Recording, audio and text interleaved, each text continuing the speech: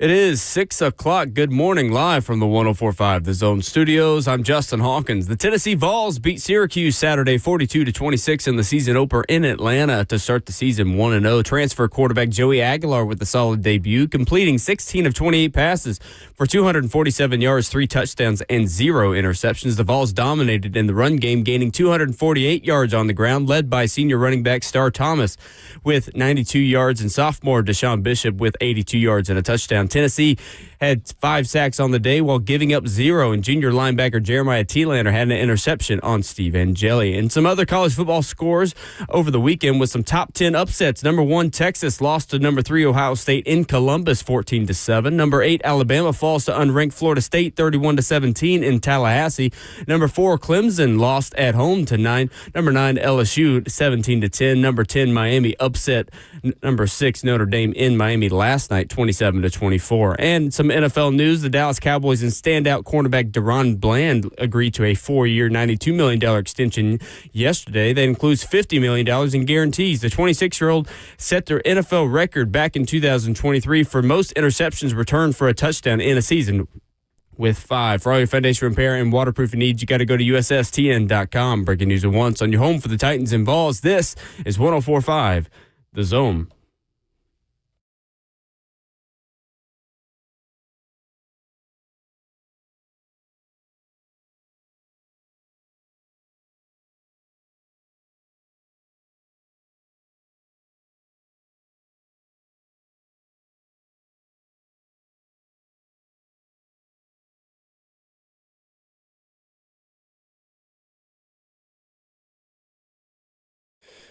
Monday morning at 104.5 The Zone. A very happy Labor Day morning to you. We got a lot to talk about this morning. Monday, September the 1st, Tennessee, behind a potent offense, gets the win over Syracuse. Alabama rolls to 0-1. We had a great one last night in Miami between Notre Dame and the U. It is a Titans game week. There's a ton to get into this morning. We are here. This is not recorded. They were not holograms, live and in person. 615-737-1045. How you join us on 104.5 The Zone TV, Facebook Live, YouTube, Twitter, or Twitch. He is Vol Network analyst Ramon Foster. Justin Hawkins, our producer. I'm Will Bowling. What is happening? Good morning, Ramon Foster. Good morning, Will. Good morning, Jay Hall. Good morning, listeners. And yes, we are laboring on Labor Day, and I'm all right with that, Will. Heard statewide on the Vol Network for the very first time. How was it? It was fun. I enjoyed it, man. I think one of the best texts I got a lot of good texts, but one of the ones that really stood out to me because it asked me a question was from our guy, Ron Slay, a.k.a. Savage, man. He was like, did you enjoy it? I was like, yeah, of course. He was like, do you see how big this is now? And I was like, yeah. I get it. I enjoyed it, man. Charles Davis hit me up. Pat Ryan, got a text from him. I shot a podcast yesterday with Mike Keith. We talked a good bit, and it was a bunch of congratulations and stuff like that, man. So, yeah, it was fun. It was long, definitely long, but the excitement of watching a game with the guy that you really trust and is a friend of yours, that's a legend. I mean, that was probably one of the biggest parts for me is like I'm standing shoulder to shoulder with Mike Keith right now, too. So that was really cool, man. First time working with Larry Stone, who's a legendary producer around here, and heard a lot about him. Got a chance to work with him. He's easy. I thoroughly enjoyed that part of it. But, of course, Philip Noel, Brad Willis, Ashley Farrell, I mean, everybody that played a part, Swain, Brent Hubbs. I ain't going to lie to you. We got a solid little team, man. Yes, you do. You have the Avengers is what you have assembled. It sounded terrific. From everything I heard, listening to pregame and postgame on the way in and out of the stadium, the clips and the extended stuff that I've heard in game, it sounded awesome. I heard a replay of the Vols social media team were releasing clips of Mike over the scores and stuff. And if you go back to the Peyton Lewis touchdown when he ran in, Mike Keith go touchdown. I'm in the background going, You did. You made it into that highlight for the first time. And that's one of them situations where I said to myself, I'm not gonna step on Mike. I'm trying to feel that out. But Mike was like, no, do you.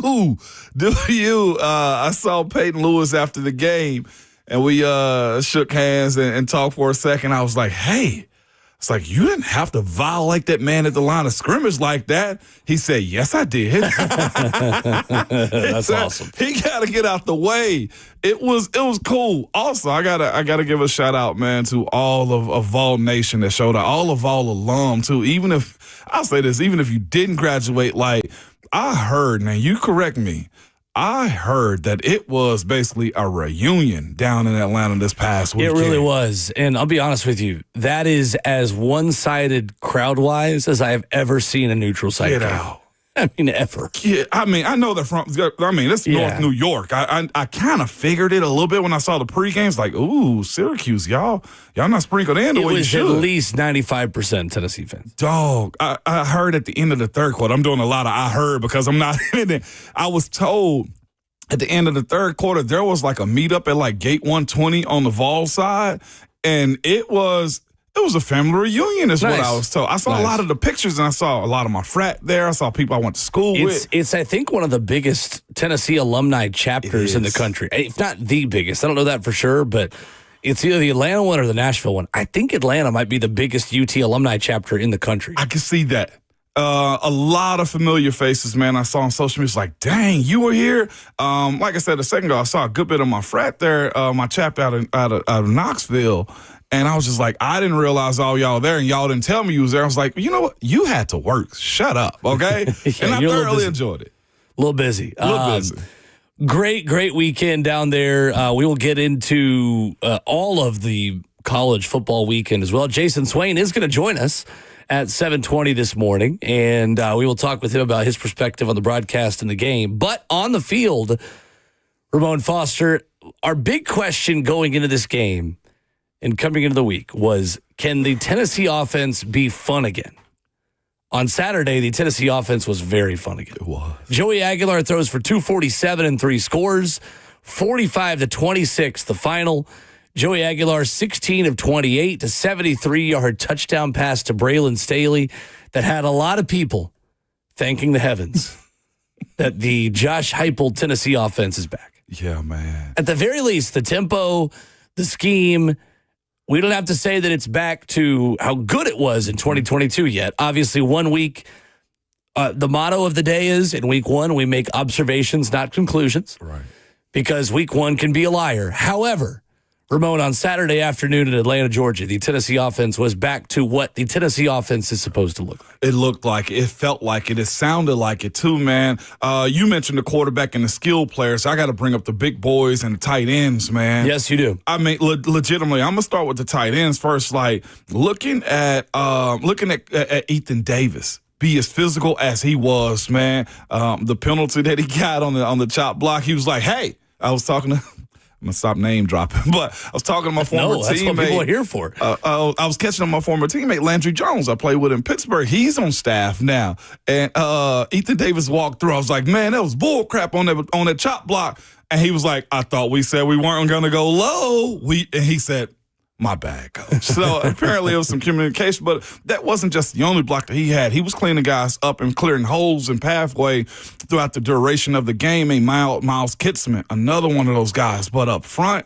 and I know we'll talk about this at some point too, or at least bring it up, the adjustment that the OL had to make at breakfast Saturday morning. Without David Sanders. Not normal. I just want to throw that out to you. Like, we know sometimes when guys are sick or, they got something going on, but apparently they did their checks and somehow Saturday morning didn't work out for David Sanders. So that was a very last-minute adjustment.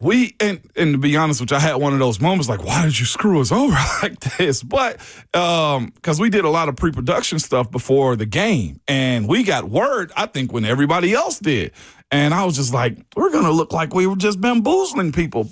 And the worry of it being an ACC school, a team that has a defensive head coach, was my biggest thing. I'd heard that Jesse was going to play some right tackle. Jesse Perry. I heard he was going to play some right tackle, and they were going to be rotating those guys around. And luckily for them, and I got to give Coach Glenn Ellaby a good bit of praise, the cross-training paid off. I'm not sure if it was because you have a freshman right tackle or you got new players playing. Jesse Perry, you didn't hear his name. He's one of many that I'm going to highlight throughout the duration of this show, man, or just this week on just a very commendable job on stepping up and really making Joey Aguilar seem really, really comfortable. And the run game. We're talking about 200 yards. Like, what? 247 yards for the Tennessee run game, who did not allow a sack either on that offensive line. Josh Heupel teams now, Ramon, at Tennessee, are now 28-2 when they run for 200 yards or more. I mean, that's cooking. Well, we knew that was going to be the advantage Tennessee had in the game, and it certainly was. All three of those backs were absolutely terrific. You look at the stat sheet, and you're like, Star Thomas had how many yards? Like, really? 92 carries? Or 92 carries. 92 yards on 12 carries? Like, it was a complete performance. It was everything I think Josh Heupel wanted to get out of that game on offense. On defense, we'll talk about some of the adjustments, some of the things that are going to need to be cleaned up. But I thought, Ramon, for Joey Aguilar, it was about as good as you could have realistically hoped for a debut. I would say even, Will, with the running backs, pick one. Which, I mean, each you one got three really good ones. I mean, and I'm sure really you good saw ones. also the local product, man, DeJuan Morris. Like, You can tell they trust him a little bit already, too. He was this close to breaking one. His feet were moving so fast, man. I think he just got tripped up because he had a live rep, man. But there was a hole there for him to hit, and I don't think anybody was going to catch him. Just the angle that I saw him take the ball and the gap that was there. And we know how fast he is also from right here in Murfreesboro, man. Oakland, correct? That's right. Yes, sir. Oakland product. I think you can definitely tell, yes, there is a level of inexperience, but this is Josh Heupel's most talented team on paper. And you see flashes of some really good things from some young players. You see the dynamic of the offense turned up a little bit more. The tempo, some wrinkles I thought were interesting that Josh Heupel added that we're going to get to in a couple of minutes. But I thought overall, really strong start on offense and some things to get cleaned up on defense. If you like clothes that have a crease in them, you know what I'm saying, and you get them starched and pressed, you're probably not going to like these wrinkles because Josh Heupel definitely threw some in. And I was shocked. Swain was in the booth with us. Jason Swain was in the booth with us when we were doing the game. He was like, I hadn't seen that before. So we'll talk about some of those things, man. I saw it's exactly what we spoke about a little bit with the departure of a certain player. I felt like this offense had the ability to have more legs. And I feel like we saw it a little bit this past weekend. Ramona Will is fueled by Scooters Coffee on 104.5 The Zone, locally owned in Rivergate, Smyrna, Brentwood, White House, or Mount Juliet. Amazing people, amazing drinks, amazingly fast. Streaming live this morning for the 104.5 The Zone Circus Sports Studio. Kentucky's largest sports book can now be found at Circus Sports at Kentucky Downs, 615-737-1045. Our week one takeaways are next around college football right here at 104.5 The Zone.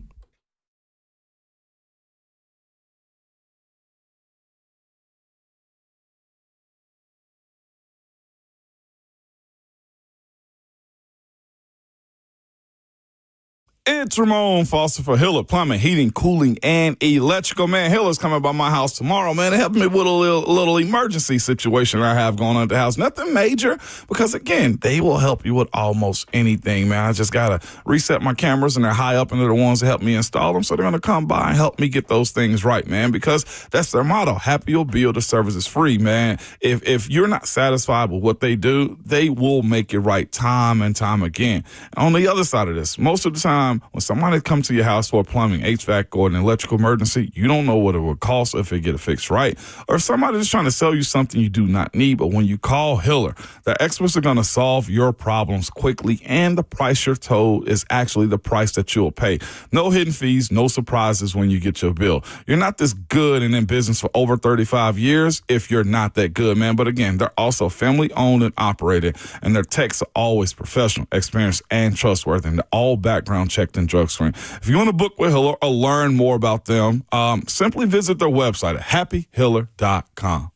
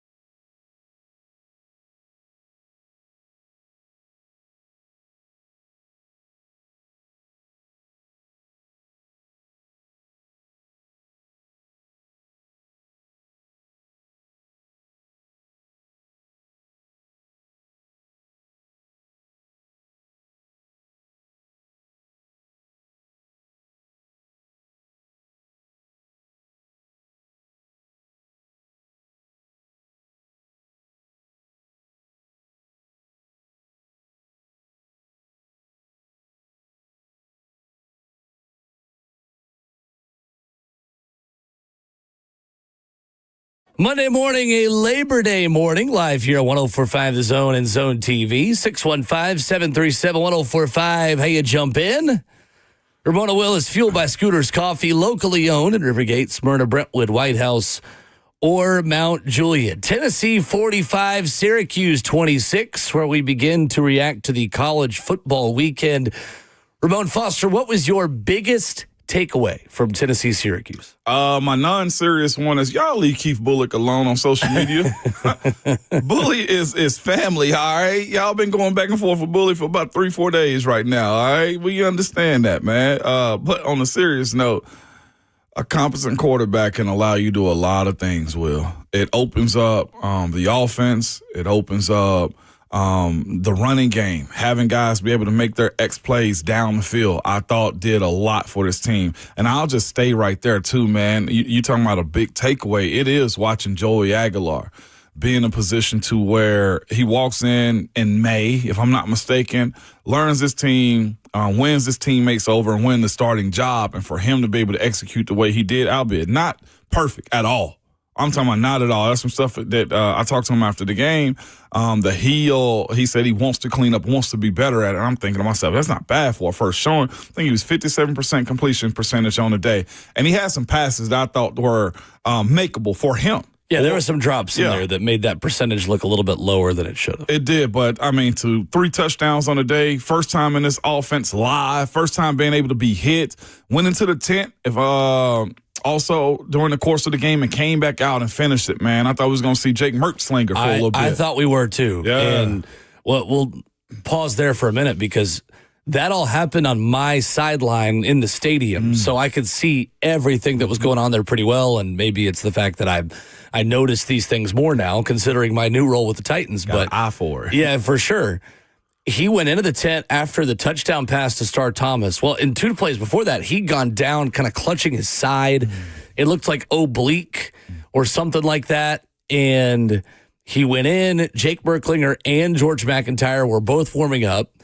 Jake was like going through final stretches and like holding the football, jumping up and down, like was loosening up his arm. And if that drive had been shorter from Syracuse while all that was happening, I think Jake was going to go in, but it gave Joey enough time to get whatever treatment he needed and be able to get prepared to go back in the game. I think Joey would have gone back in anyway, but we were going to see Jake if Tennessee's defense had gotten off the field quickly there. I think so. Because Joey was still in the tent for a long time. He came out, threw a couple passes, then went back in the tent, and then he came out again a couple minutes later, and then he was good. Absolutely. So that was big. I think Hubs may have got a little bit of information. I think he said it was a hip. Maybe he got hit and landed on something like that. Hopefully it's not an oblique type of situation. You'd rather it be hip or a more whatever, like surface injury? Yeah. Give more me something so like than that. any kind of muscle that can be pulled. Absolutely. But that's one of my big takeaway, Will, going into this weekend, because that was my first time seeing Joey Aguilar. That was my first time seeing this offense.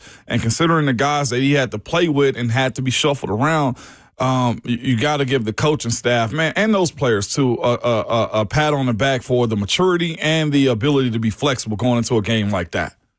I thought the Tennessee offense was dynamic. I thought it looked the way it's supposed to under Josh Heupel. Joey Aguilar wasn't perfect. He had some throws that were high and was inaccurate on a couple of balls, and a pass to the corner of the end zone to Chris Brazzell in the red zone I thought could have been connected on early in this game. But I thought overall it was, like I said earlier, about as good as you could have hoped for. Yeah. From Joey Aguilar. The deep ball to Braylon Staley was absolutely gorgeous. I thought some of the wrinkles of the offense, Ramon, in the screen game were really interesting. Brooks Austin does a good job putting out film review and has got a great show on YouTube as he kind of dives into film around the country. And he had a good tweet the other day, Ramon, that said, Josh Heupel clearly took time over the summer and ripped off Steve Sarkisian's screen game. Yeah.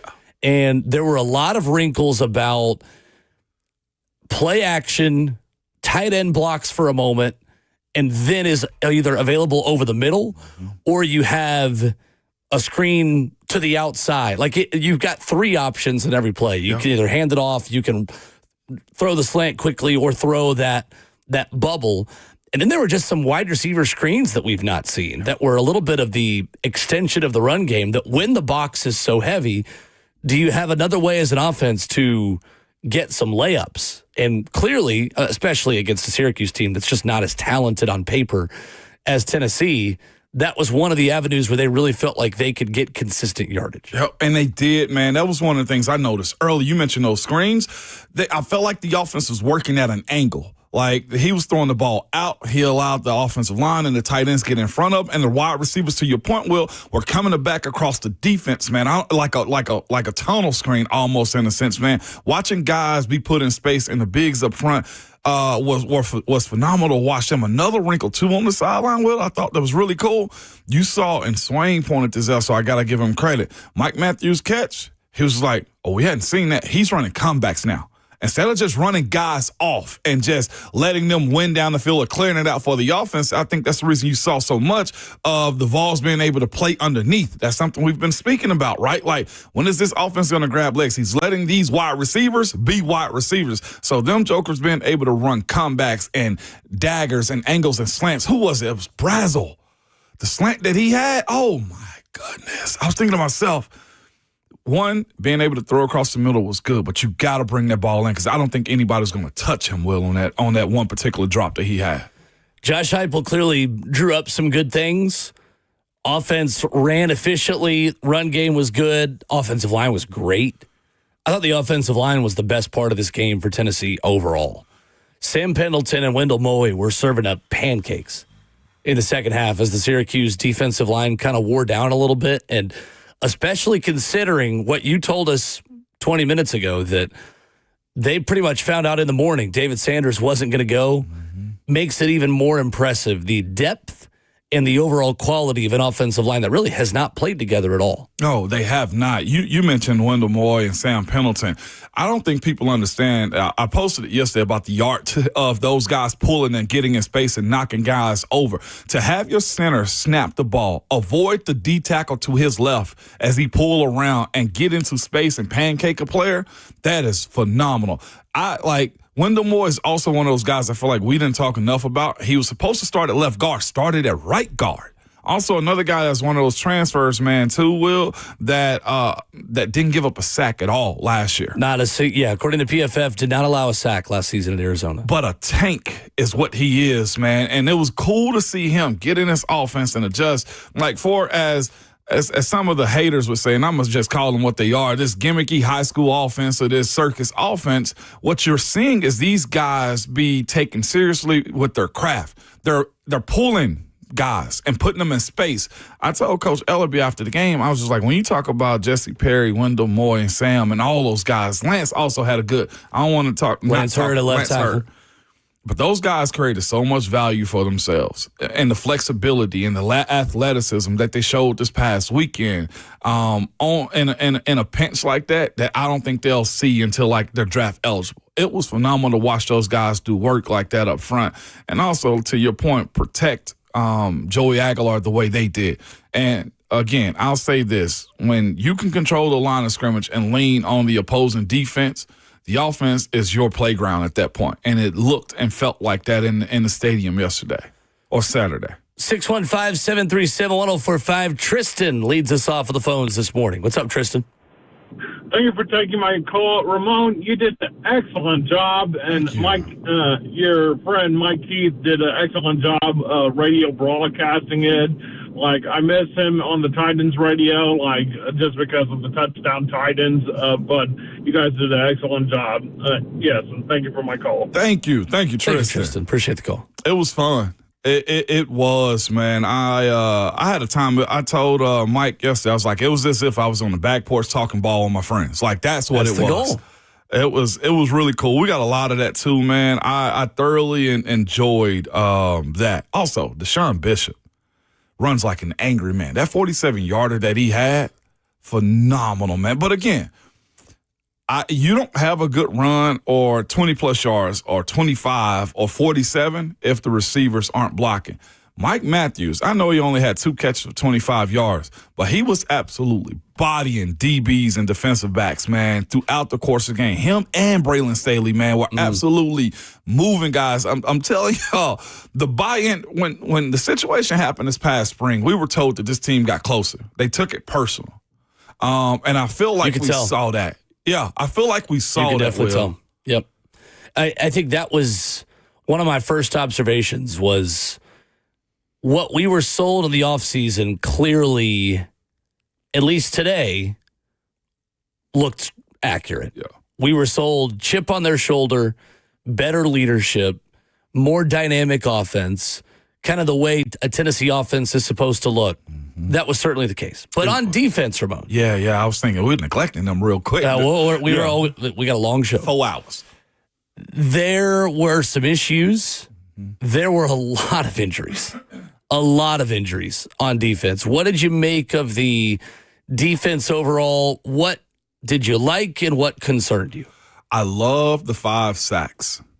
Last year, the Vols had 29 on the season. I actually thought it would have been a lot more considering you had James Pierce Jr., Omar Norman, a lot on that defense. You had a bunch of guys that are now returning for the Vols that did not simply get to the quarterback, and they took advantage of that. Tim Banks, man, I don't think I've seen him.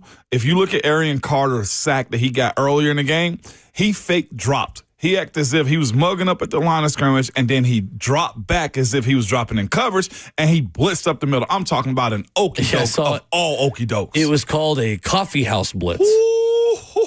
Yeah, it was the design of a lot of the blitzes and scheme from Tim Banks, I thought was the highlight of the game on defense. It was.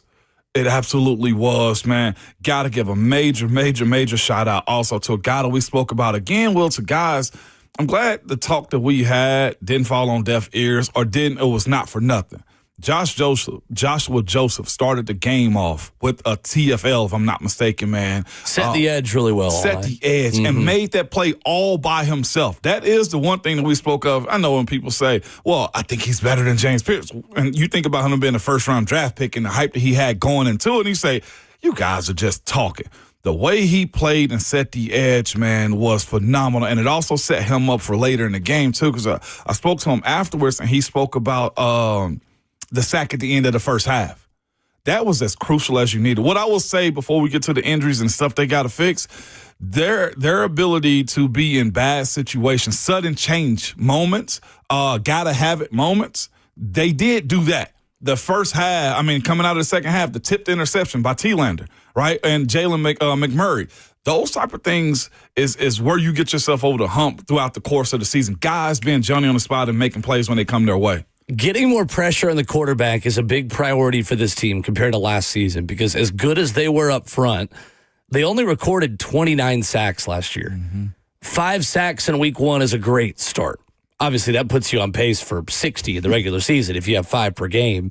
And they could have had a few more. Boo Carter had Steve Angeli in his arms on 4th and 1, and he gets away and finds a man and continues to drive. But I thought the young corners, the new corners, I should say, not just the young corners, were really good. Ty Redmond, the freshman corner, graded out as the highest graded defensive player on Pro Football Focus. Stood tall. I thought Colton Hood was terrific. I don't know how Tennessee keeps finding these DBs in the portal that they can get and other people don't want or just can't finish. Overall, the lack of push through the middle of the defensive line was a bit concerning. And I don't know how much of it is communication issues with the run fitting, not getting lined up correctly. Tennessee was without Arion Carter for a lot of this game as he was dealing with something. Obviously, they're without David Hobbs. Then Bryson Eason goes down. Then Dominic Bailey goes down at one point. They were the walking wounded on the defensive line. Nathan Robinson was a big bright spot. But I do think, Ramon, this defense, maybe when they're all healthy, we don't know. Maybe they can be as good as they were last year, or at least close to it. Ramon, I'm not sure this defense is as deep as it was last year. That was my initial takeaway. Again, the motto of the day, week 1 is for observations, not conclusions. That was my initial thought was, all right, maybe there's at least just not as much experience behind your starters in that front 7. What did you see that wasn't working for the defense on Saturday?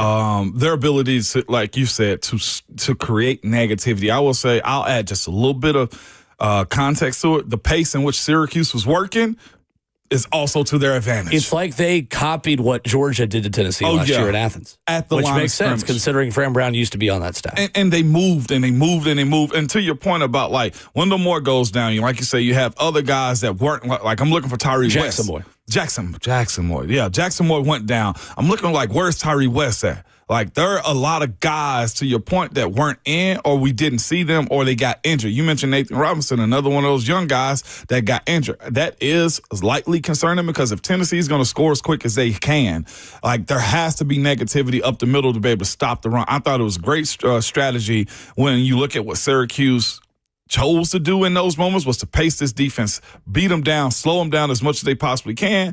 And there was nothing that I thought was there was not much of an adjustment because it was their bigs leaning on our bigs. And when you have that type of situation, it's absolutely sucks. Now, here's the other part of that. I think it was more strategic running. I think it was more circumstantial than anything because when you look at their rush, they right over 100 yards. Like, it wasn't as if they just ran for 250 on the Vols, but when it's third and short and you got to have it, or it's tight red zone and you couldn't stop it. They weren't able to do that this past weekend. So some of those guys got to step up when it comes down to either their health or their ability to push through and get those negative plays. Another one, too, Will, it's uncommon for this many, but 3 for 4 on fourth downs. Yeah. Not okay. No, and okay. And even a couple of 3rd and 10s, a 4th and 10 that, I mean, if Syracuse doesn't get that first 4th and 10, that game might get ugly at 17-0 and maybe 24-0 for Tennessee after that. But some concerns from the defense, who was very banged up. Mm-hmm. So we'll see. It could just be that in week one. We talk about this a lot, but there are some teams that they'll show you some bad things in week one, and then they'll be Florida State and go 2-10, or they'll struggle with Idaho and then go win the Big Ten like Oregon did last year. Mm-hmm. So, again, it is very early. It's 1 week. The season is as long as it has ever been. But overall, Ramon, I thought Tennessee was better than I expected. Yeah. Just as a team overall. Yeah. I did not expect the offense to look that efficient and that quick. I unfortunately didn't expect the defense to give up as many big plays as it did. But overall, I think it's a good place to start for a team that could be better than I thought they were going to be coming into the year. Encouraging was this to yes, and I agree with you there. There's a lot of opportunity to be taken advantage of with what we saw this past weekend. For a team that wouldn't go away like Syracuse, I did think for as much negativity as they had with the defense, right, not being able to get the stops that you wanted, I feel like they could have possibly held this team to 17 points, under 20 is the way I view they could have done it. But the Vols didn't let up. When plays came their way, they absolutely made them on defense. You had a lot of young guys to step up or new guys to step up. Colton Hood, Jalen McMurray. Those dudes were menaces, and I was glad to see a smart football player to this. One thing I got to give Colton Hood credit for. His ability to do what the referees allowed you to do was one of the best things ever. They allowed them to play physical. He played physical with the wide receivers, and they did not call it. It was sometimes I thought we could have got DPIs on the Syracuse defense, and they didn't call it. And I'm okay with it because if the refs were good, I got to give the Big Ten crew that officiated this game this past weekend credit. And they also kept up with the pace of the Vols, too. They were consistent. Yep. They were consistent. 615-737-1045. Those are our initial thoughts on Tennessee and Syracuse. Not every SEC team handled their ACC opponent as a 13.5-point favorite over the weekend. We'll talk Alabama, Florida State coming up next.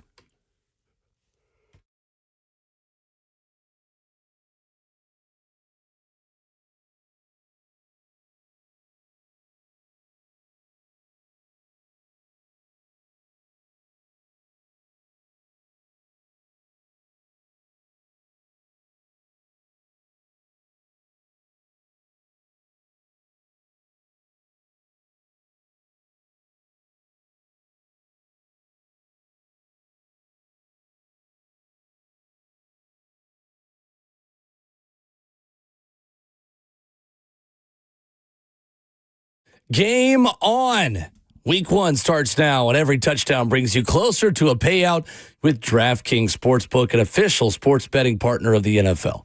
What's going on? It's Will Bowling. This isn't just football. It's first touchdown fireworks, anytime touchdown rushes, and live bets that ride every momentum shift. At DraftKings, every play is your next shot to win.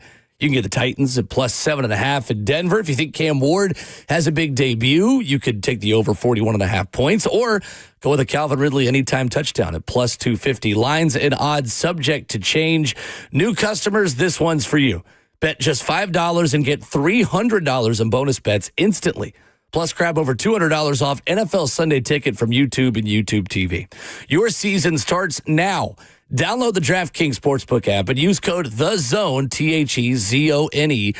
That's code THEZONE to get $300 in bonus bets instantly when you place your first bet of $5 or more. Plus, over $200 off NFL Sunday Ticket from YouTube and YouTube TV in partnership with DraftKings. The crown is yours. If you or someone you know has a gambling problem and wants help, call or text the Tennessee Red Line, 1-800-889-9789. 21 plus, Tennessee only. Eligibility restrictions apply. Bonus bets expire 7 days after issuance.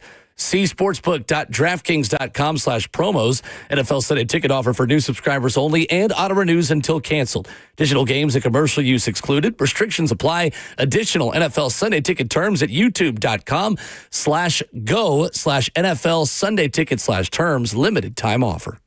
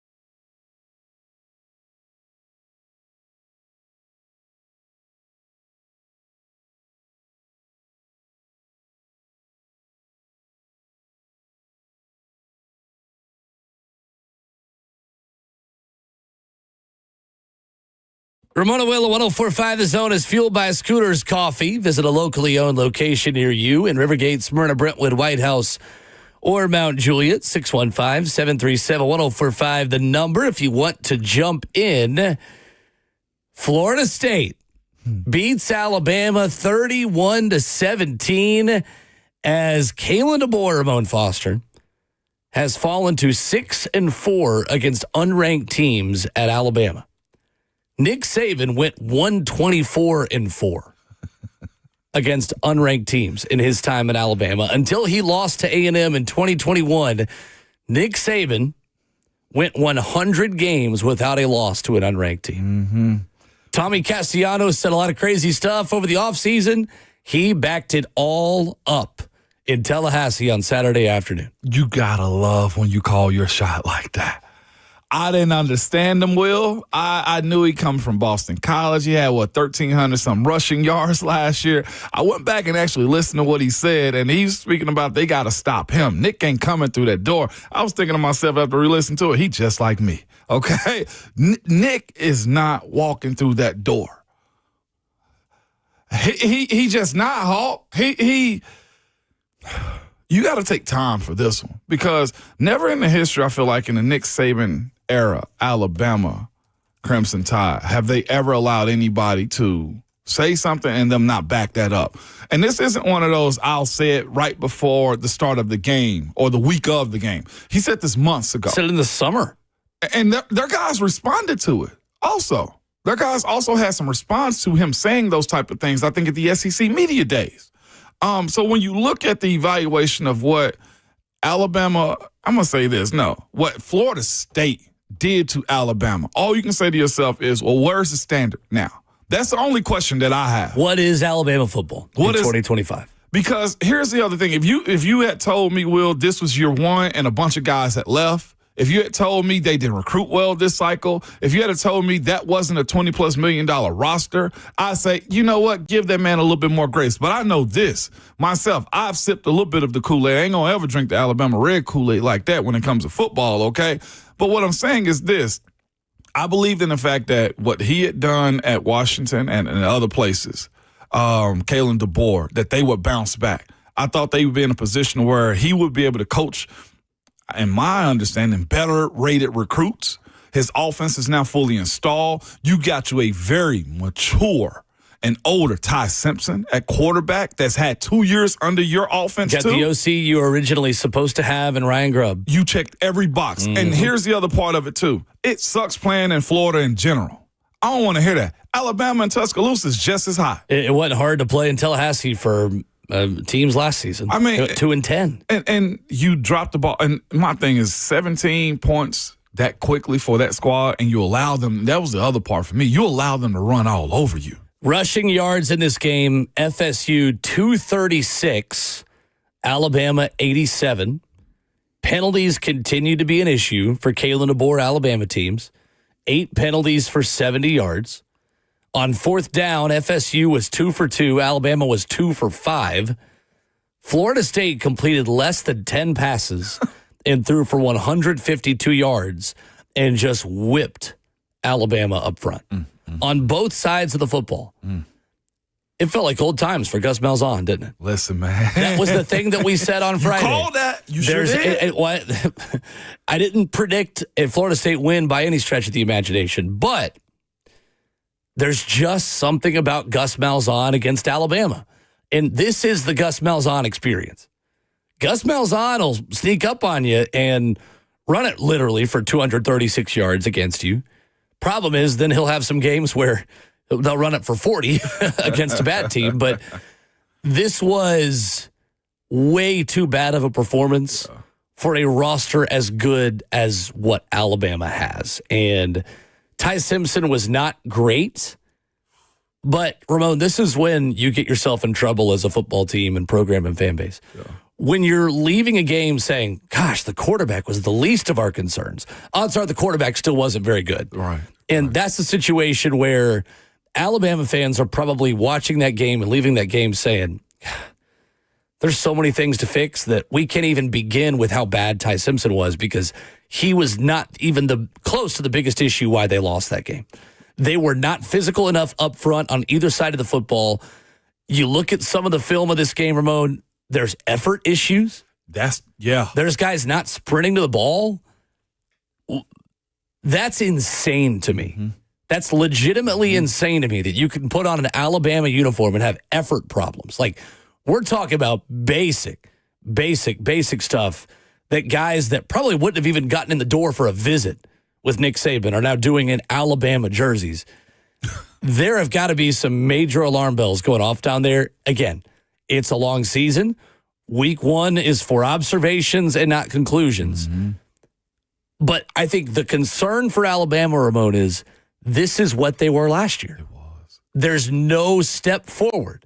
They look like the same dysfunctional team away from Tuscaloosa against unranked opponents, and the same team that lost to Vanderbilt, at a bad Oklahoma team, and then a bowl game to Michigan, who had none of their good players last season. That's what they looked like again, and that's worrying for Kalen DeBoer. You preaching, Will. Like that to me is when they sent the smoke signal up and said they got their guy, like they the Catholic Church or something like that. Like, maybe let's not do that. Maybe let's have a guy that understands the weight of what the school is asking for. One of those particular guys that had a hustle problem on the field for Alabama was Xavier Brown. He comes down into the box, and there was a running back that broke out, and he jogged. He jogged, Will. And there was absolutely, like, when you're having those type of problems, that tells me this. I don't want to say they're too loose. He's too loose as a coach. But what I do know is this. The reason we love substitute teachers is substitute teachers allow us to do things that the regular teacher wouldn't want us to. The main teacher wouldn't want us to. And it seems to me that Kalen DeBoer is a substitute teacher, at least in week 1. Week 1 can be a lie. We always know that. You judge it for what it is. But, again, when you mention the things that are fatal to just a game, a team, the run game that they gave up, their inefficiency that they had on offense, the way they let Ty Simpson get sacked and get hit, the playmakeability that they have down the field from the 17, 18-year-old now. Like, there was none of that. Ryan Williams, you mean? Ryan Williams. Like, there was none of that, Will. And if you are an Alabama fan, I don't want to say you need to be concerned. No, you definitely need to be concerned. Okay, well, there it is. Love that. You definitely need to be concerned. You don't need to fire anybody yet, but there needs to be a level of concern. Alarm bells are going off at Tuscaloosa right now. There was one player I thought that did step up. I want to make sure I get him correct. I think it was Jeremy Bernard. He was terrific. He was the only one of that 3 that really had the high level of production I think we expected. But, I mean, Ty Simpson was not great in this game. And he had some clean pockets and was just missing guys. Just missing some layups. Florida State held Alabama to 6 of 17 on third down. Florida State made 2 stops on fourth down, the final one coming with 5:39 to go. Tommy Castellanos, 9 of 14 for 152. First-ranked opponent Florida State's beaten since beating 19th-ranked Louisville in the 2023 ACC Championship game. Let's think about this. Going back home to Tuscaloosa this week, is I'm sure they got a home opener. That can't be an excited crowd in that stadium, and Brian Denny. Like, it will be because it's the first home game and people want to go out there and have a good time in pregame. But the anxiety of what this season's going to be, the way they lost, it can't be a pleasant crowd. Taking on Louisiana Monroe, who famously has beaten Alabama in Tuscaloosa. Remember that little promo we got on the radio station? Man, I miss the old days. Yeah. Don't tell me we're back. 615-737-1045, our number. Ohio State and Texas was ugly. How worried should we be about Arch Manning? That's next.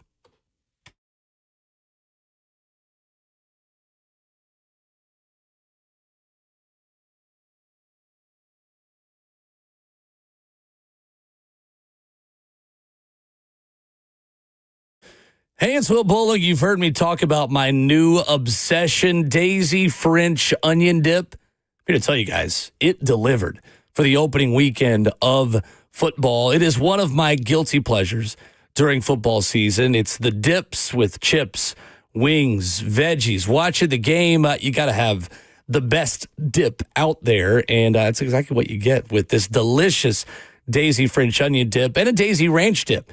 Telling you, these are a game changer. They are as delicious as a homemade dip made with real herbs and spices and other ingredients you'd find in your own kitchen. So head to that grocery store near you. They've got it.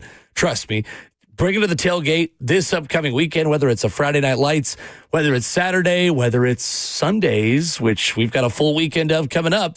Try it out, Daisy French Onion Dip. Look for Daisy French Onion Dip at a grocery store near you.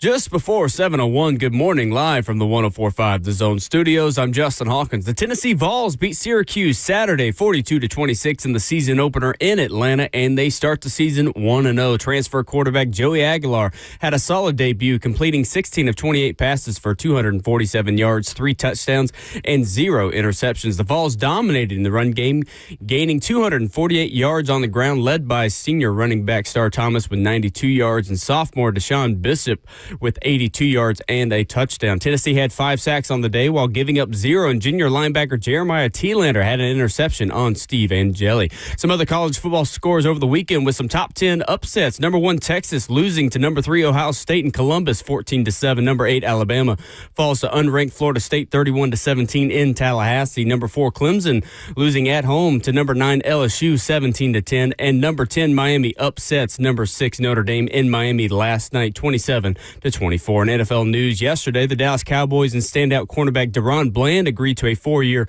$92 million extension yesterday that includes $50 million in guarantees. The 26-year-old set the NFL record back in 2023 for the most interceptions returned for a touchdown in a season with 5. For all your foundation repair and waterproofing needs, you got to go to USSTN.com. Breaking news at once on your home for the Titans and Vols. This is 104.5 The Zone.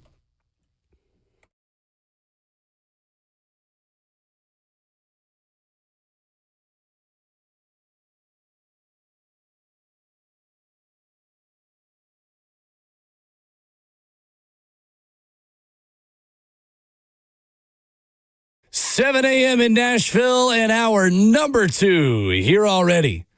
This is Ramon and Will, fueled by Scooters Coffee, live in studio on 104.5 The Zone. Hope you're having a great start to your Monday, to your Labor Day. We are working. Recap of the college football weekend, talking with Jason Swain of the Vol Network and Sports Radio WNML here in 15 minutes. You can hop in, 615-737-1045. We stream the show for you on Facebook Live, YouTube, Twitter, or Twitch. You hit the comment section there, then you will be in the FNM Bank chat. 14-7, Ohio State over Texas over the weekend, and Arch Manning, Ramon Foster, did not look like the player who was the Heisman favorite in college football entering the season. No, he did not, man, in any type of way. From the first play, if I'm not mistaken, man, just struggled throughout the course of that game. I heard somebody say I was listening to guys speak about it afterwards. They were just saying it looked like Texas didn't pressure him in practice and training camp. There wasn't enough negativity that he experienced that allowed him to be prepared for those moments right there. Sometimes when coaches do this, players do this, man, when you feel like you're in a position to where your team got it, you kind of let go of the reins a little bit and let guys run. It's one of those situations where we spoke about Hugh Freeze. Well, don't pressure my quarterback and not make him look good in practice. And it seemed to me that was Arch's situation. Now, I'll say this. It's one thing to be ill-prepared. It's another thing to just throw the ball into the dirt when guys are wide open also.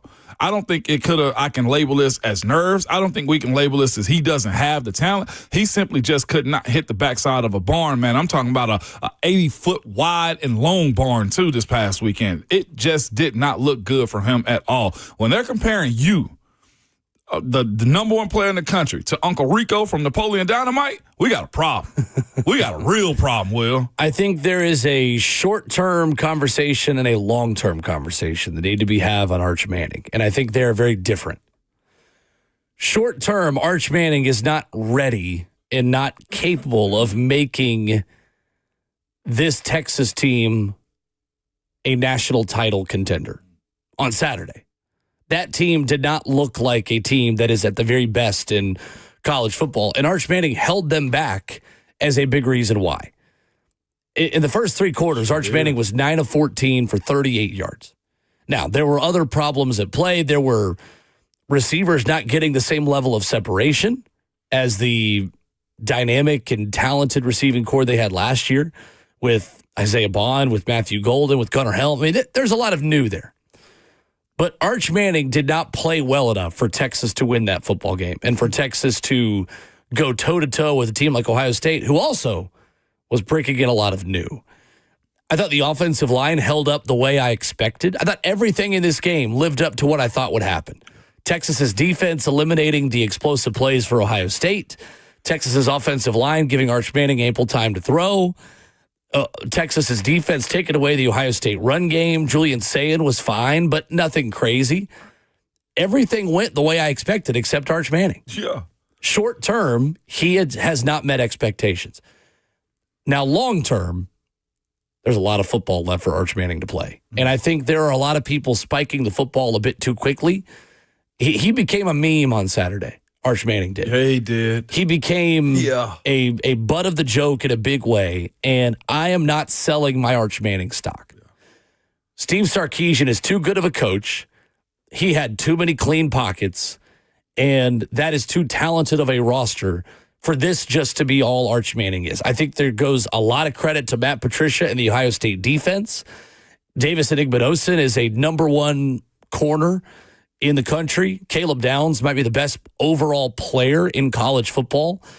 There's some dudes on the other side that were wearing red and silver over the weekend who deserve more credit than just, Arch Manning stinks. No, long term, I still believe Arch Manning is a legitimate generational dude. But right now, Ramon, he is not good enough for Texas to be considered a national title contender if that is what he continues to show in the short term. I will say this too, but to add to it, Will, when you're surrounded by that much talent, when you have that high expectation and you come from that lineage, the other part of him coming from that lineage is those aren't his dads. Peyton and Eli are not his fathers. You know what I'm saying? So it's that part of Cooper's his dad, and it's been said publicly that neither Peyton nor Eli were around him training him to make him to be this type of quarterback that we thought he would be in game one. But the expectation of the roster that they have, the recruits, the offensive line that they have, they got a defense, and it showed to be a very defensive game. I'm on break trying to check for updates in this game because I'm like, when is it going to pop? When is Arch going to throw for 350 yards? And it never did. So he has to support. His issue is probably settling himself down, finding that he doesn't have to be the show every single time. And I don't know what that throwing motion was, but I don't know if that's going to be a part of his game, if he has to tweak it a little bit, or if he was just super excited. But the cleanup of him into week 2 has to happen. I was listening to a friend of the show we've had on here, Ron Harris. He was doing an interview before the Notre Dame-Miami game. And he was saying, having played with Peyton, knowing what Arch Manning is or knowing what Peyton Manning is, he's like, he'd expect that to probably be the worst game of his career and not have another one like that. Now, best thing we got going for us, Will, there is a week 2. His response has to be over and beyond. I don't think Sarkisian and his staff have to make him do more. Sure. But it's got to look a lot better than what it was. I mean, they may play 17 games this year. It's true. There's plenty of time for Arch Manning to figure it out, but woof, it was rough. It was really rough. It looked like he'd not practiced with those receivers. Mm-hmm. Like everything was just off. The ball did not look right going to those guys for most of this game, and I think that's more the problem. Like it wasn't even just a lack of accuracy. It wasn't that he was taking unnecessary sacks. It wasn't it was just didn't look good. Like it didn't look like a 5-star quarterback. And I think there's a level of grace that can be given if passes are broken up and maybe you are throwing it to a spot you think your receiver is going to be and he's not. Like the ball just didn't look right coming out of his hand, which is a fundamental issue that just makes this feel like probably a bigger deal than it really is. No doubt. I just put it in our YouTube chat. By the way, y'all can catch us there, man. YouTube, Twitter, or Twitch. I got to give credit to the shoe. He looked like Nico up there. I mean, is that that's a 1-to-1 almost. He looked like Nico up there in the shoe. I don't know what it is. It was the reason I brought it up because then I was laughing on air is because Ryan Harris said this in his interview leading up to the Miami and Notre Dame games. Like, that is a pro-style stadium. It gets loud. They know how to react. That is their pro team in Columbus. And to think that he was just going to waltz in, and I did think he was just going to waltz in and just put the shoes on and just go to work, and he didn't.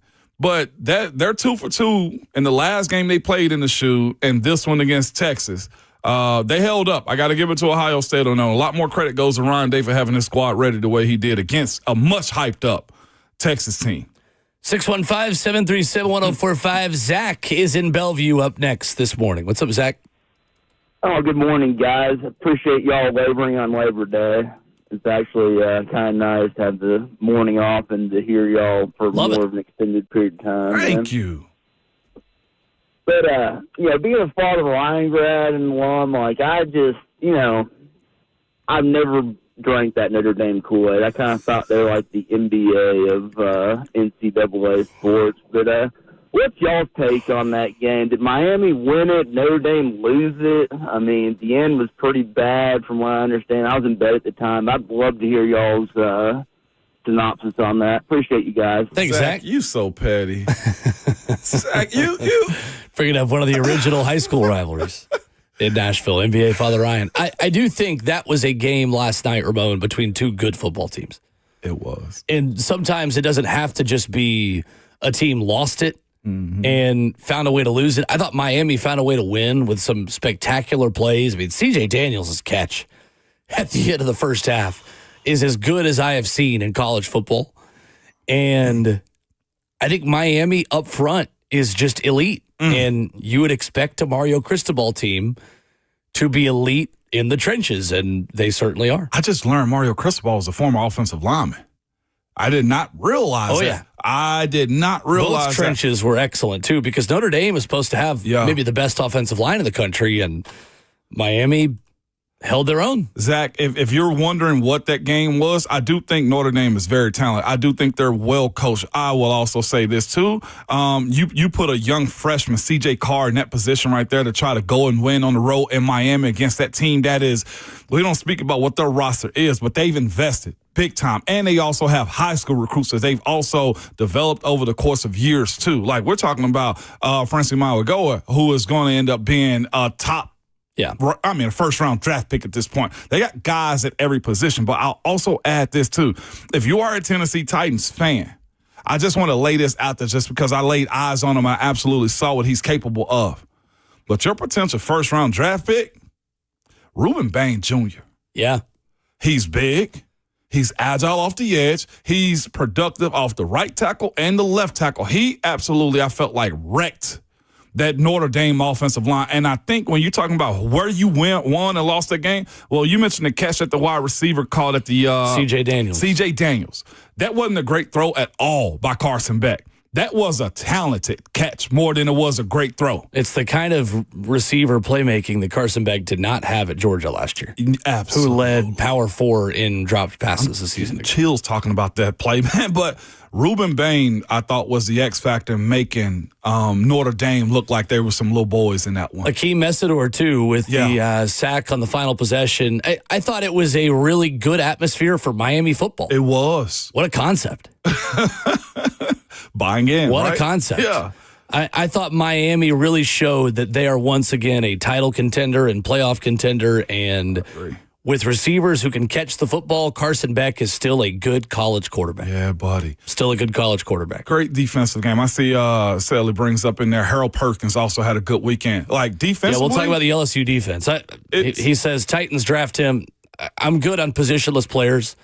Positionless defensive players in college rarely work out in the NFL. Yeah. Look at Isaiah Simmons and Jeremiah Owusu-Koramoah, and JOK has kind of had some injury issues too. But great performance by Harold Perkins, the LSU defense that we'll talk about. But that doesn't mean we need to draft him. But like, I'm a huge fan of watching what Reuben Bain was, just the pressure and his ability to close out at times though too. But I thought Notre Dame got beat up at the line of scrimmage. That running back that they have for them, though, Jeremiah Love did not get enough. No, he did not. 10 carries, 33 yards is not a winning formula for Notre Dame football. Didn't like that.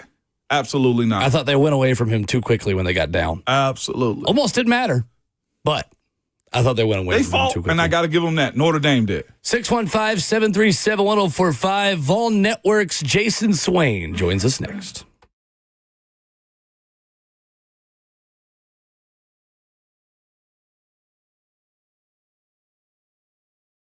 Around here, everybody knows Genesis Diamonds is the go-to place when it comes to jewelry, especially bridal jewelry. Genesis owns the engagement ring market here, with couples driving for hours to take advantage of their no middleman diamond prices and their exclusive designer ring styles. No other stores, online or in person, can give you the selection that Genesis has. No matter what style or look she wants, no matter how big of a diamond she wants, or what shape, or whether it's natural or lab-grown, Genesis has it. And at Genesis, there's no pressure, no corporate playbook, no Wall Street sales quota to meet. The trusted experts at Genesis are not paid on commission. They are there to listen, to help, to guide, and to help you max out your budget, whether you have $3,000 to spend or $300,000 to spend. But don't forget this. In addition to being a leader in engagement rings, Genesis is also where you find all the latest fashion jewelry from the top designers, earrings, pendants, bands, bracelets, necklaces, and colored gemstones. And if you've always wanted a Rolex, keep shopping looking at one just so you know. Genesis has a mind-blowing selection of pristine luxury pre-owned Rolex watches for both men and women. Genesis Diamonds, hands down the best, with the transparency you want, the respect you deserve, and the value you want. Learn more at genesisdiamonds.com. Hey, it's Will Bowling. Do you have a plumbing issue at home? Whether it's a leaky faucet or a clogged drain, maybe the water heater that has gone cold, well, the plumbing professionals at Lee Company have your back. Available 24/7 year-round, Lee Company's licensed technicians can save you time, money, and all the stresses that come with an ill-timed plumbing issue. Contact their award-winning team at leecompany.com. That's leecompany.com. Call them at 615-567-1000. Lee Company has been in business serving Middle Tennessee for 80 years. Since 1944, they're open 24/7 with 1,100 plus vehicles in their fleet, 1,800 plus employees. When you call Lee Company, you get a quick response and you get quick help as well. 615-567-1000 is the number. Make sure you're taking care of that plumbing issue you got at home by going online to leecompany.com. That's Lee Company, all you need.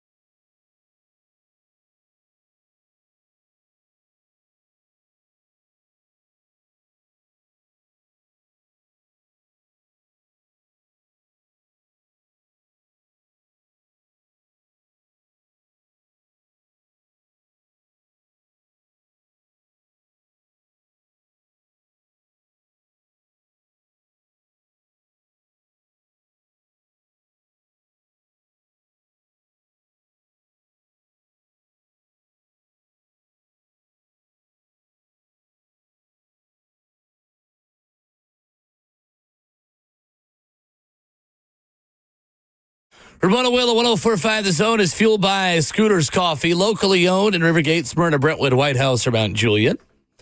615-737-1045, open to your reaction to the college football weekend as we effort Jason Swain in just a moment.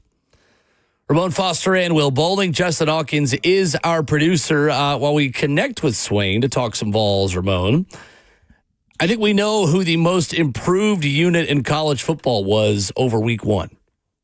LSU's defense. Oh, man. Different. Oh, man. Than what it was definitely 2 years ago and certainly last year as well. So Chris Lowe of On3, congrats to him. I wrote about this over the weekend. The year before defensive coordinator Blake Baker arrived in Baton Rouge, LSU gave up 30 or more points in 8 of its 13 games. Last season, LSU was 13th in scoring defense at 24.3 points per game. On Saturday, LSU's defense is why it went 1-0 for the first time since 2019. Clemson's running game in the second half had 12 rushing yards. Cade Klubnik was never comfortable. And the big story, I think, Ramon, from what Chris Lowe wrote about and from what we learned about this team is that LSU finally has the DBs to play the style of defense that Blake Baker wants to play. He can bring pressure from everywhere because he trusts his defensive backs man-to-man to guard their guys. And the guys they were guarding on Saturday, one of the best wide receiver cores in college football. Yes, it was. And just one of the best teams with a savvy quarterback. You mentioned Cade Klubnik. The fact that they turned the ball over, like that is also one of the most one of the determining factors too. Will is you look at the both sides from the quarterbacks. Gus Nussmeier, 1 touchdown, no interception. You look on the other side, Cade Klubnik. No touchdowns, 1 interception. These types of things right here matter when it's a defensive game. You're on the road. You know, understand that team is just as good as you are, and you put yourself in a position to make plays when you can. I thought for sure that Clemson was just going to, at a certain point, just run with this. 10-3 going into the half, man, looking at the situation saying, this is Brian Kelly all over again. But his defense stood tall, man. And you mentioned guys being able to get to the quarterback. Defensive back, P.J. Woolen, also being able to get in on the mix and get him a sack, too. I know we're talking about what Harold Perkins is as a player and how relentless he was in his pursuit to make plays also. But when you look at the style of ball that they played, being able to hold that line of scrimmage the way they did, and again, when it's this tight, when you have good versus good, and I will not say Clemson's not good. Clemson is a good team. The defense not bending was by far the best thing that they could have did. And when they needed their guys, made plays for LSU too. As much trash has been talked about Brian Kelly and his squad and his inability to win in week one, even myself, I got to be like, that was a good showing for a team that needed it. And also, to be real with you, saved the SEC on the weekend where it was just like, what the heck are you doing, Alabama? Yeah, they showed up, no doubt. Blake Baker's defense limited Clemson to 31 rushing yards and 13 first downs after being 12th in the SEC in rushing defense a year ago. I thought Garrett Nussmeier was excellent in this game. Yeah. Excellent. Yeah. Should have had another touchdown pass as well to Nashville native Barryon Brown that was called back for whatever reason. What's that? I mean, we would be talking about that a lot this morning had they not found a way to win that game. I was listening to Dabo Swinney on the pregame as this game was about to kick off, man, and he was just saying they hit the transfer portal and got a lot of guys, and that number 6 from Kentucky already ran one back on us. Just thinking to myself, oh, you must be talking about Barryon. Talking about Barryon Brown. Talking about Barryon Brown, man. Yeah, that's right. It was a really big statement win for Brian Kelly to say, I've still got it. And that was a narrative game on either side of who was going to win it. Mm-hmm. It's either Clemson being able to say, no, trust us. We can still develop talent the way that we did when we were winning national championships. Or it was going to be LSU, which is what happened today, saying, yeah, we bought a team and put them all together to make a team. Yeah. And that's easier said than done. That sounds really obvious what I'm saying, but Florida State's the best example last year. Just because you spend money and throw cash at a roster doesn't mean it's all going to come together in a way that makes sense where everyone works as a collective unit. And they found a way, and they have got a future NFL starting quarterback leading that offense. Yes, they do. Garrett Nussmeier was terrific under pressure in this game. I'd add to that, too. I know a lot of people speaking about Harold Perkins, right, in the performance that he had. And I know I got Sally speaking about him being here as a Titan. I'll say this, wait a year. because I think the guy that fits the mold more than anybody. It's week one. But Sammy Brown for Clemson's defense, 5-star coming out, highly recruited. I think it was between the Vols and Clemson to go get him. Georgia. And Georgia. Out of Georgia also. From right outside Athens. The young man can ball. Mm-hmm. When you talk about inside linebacker, off-ball linebacker help, Sammy Brown checked the box in that department right there for the Clemson defense. It's hard to evaluate week one because you never know, you have nothing else to go off of. Right. We don't know how good LSU is going to be. We don't know how good Clemson's going to be. Sometimes, what was the year Notre Dame beat, or Notre Dame and Texas? Texas beat Notre Dame in overtime. Where, Texas is back. Both teams just stunk. I don't think this is that. But for right now, Ramon, I believe that was just a game between two really good teams. It was. To be honest with you. And that's the thing I think that LSU can take away from this and Clemson fans can take away from this. This was not LSU beating up on a fraudulent, same old Clemson. I don't think this is same old Clemson. No. I think both of these teams are probably going to be in the college football playoff based on what I saw on Saturday. And I'd add to that, too, with the teams that played good opponents this weekend. I'm talking about Texas, Ohio State. I'm talking about LSU, Clemson. I don't think these losses will knock them as much considering what these guys or what they were up against. I do think LSU has helped themselves tremendously in the respect department of what they are as a squad. And also, as you mentioned, having Garrett Nussmeier and also Brian Kelly as their head coach, that pays dividends. But I look at what Clemson is and say, if that's their only loss, I know they're going to have to go up against Florida State at some point that showed really well. They got a defense, I think, that can get at Castellano. But with that being said, these type of losses for them, I don't think is going to knock them, especially going into week one, is what we're learning at this point. They've got a little bit more of a difficult schedule this year than they did last year. Yes. Okay. They go to Georgia Tech in 2 weeks. Not a gimme. Can I stop you right there for 1 minute? I've been a fan of this man for a while. You've heard me speak about him. I absolutely love Haynes King. I think he is it feels like, favorite player in college football at this point. At this point, yes. Non-Vol, me and Haynes King to sit down, I think he's got to be over 21 at this point in his career. I'd have a brew with him is what I'm telling you. That is one of the toughest players in all of college football to me. Clemson goes to Georgia Tech in a couple of weeks. They get Troy next week. They go to Chapel Hill on October the 4th to take on UNC. They host SMU in a rematch of the ACC title game. Florida State appears to be a tougher opponent than what we originally thought. To Louisville in mid-November. And to South Carolina, who was victorious yesterday.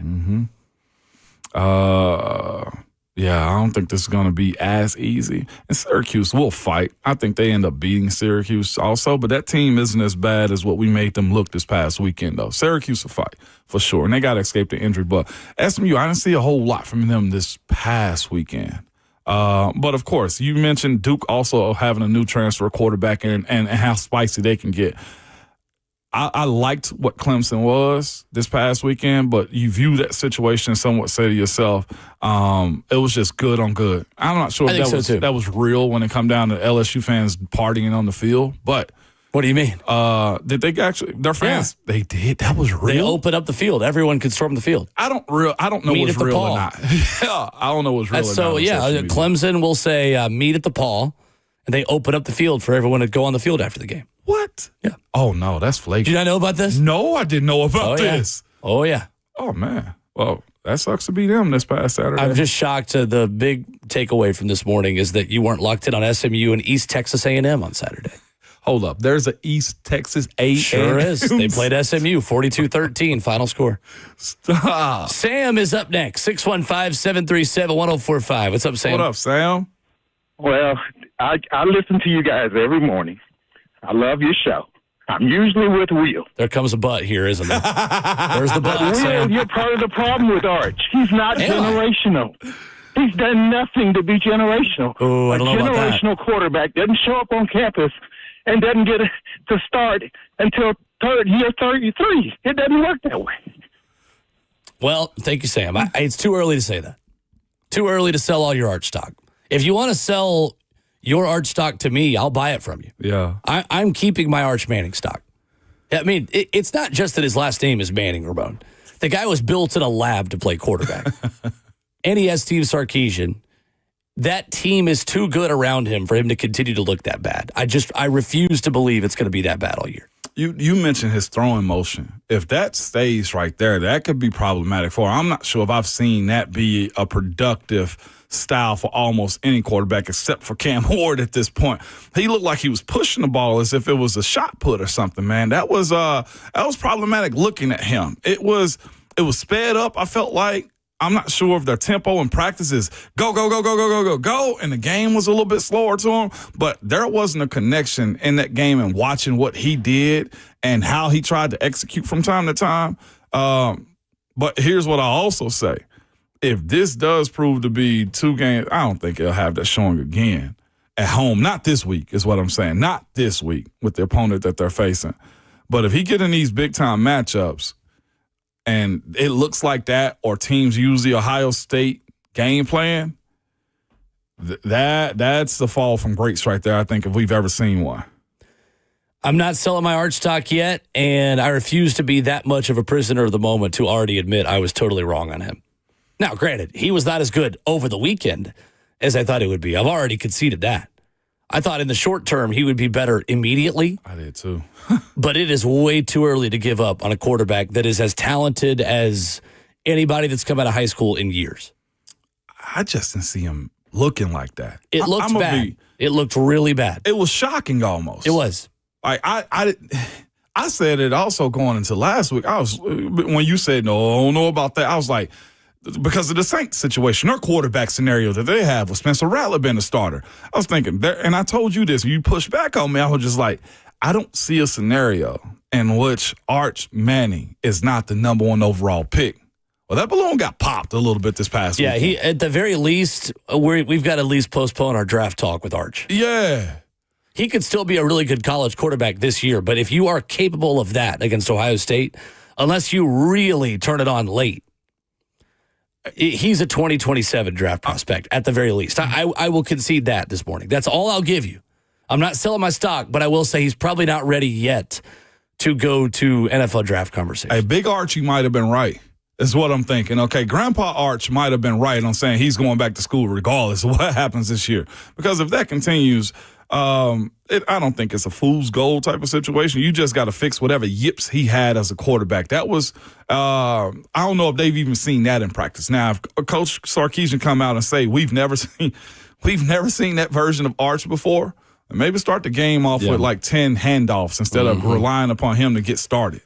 Having trouble getting a hold of Jason Swain, so we will try to get him in as soon as we can, as soon as he gets back with us. So hang on for that. Hoping to get him still on the show this morning.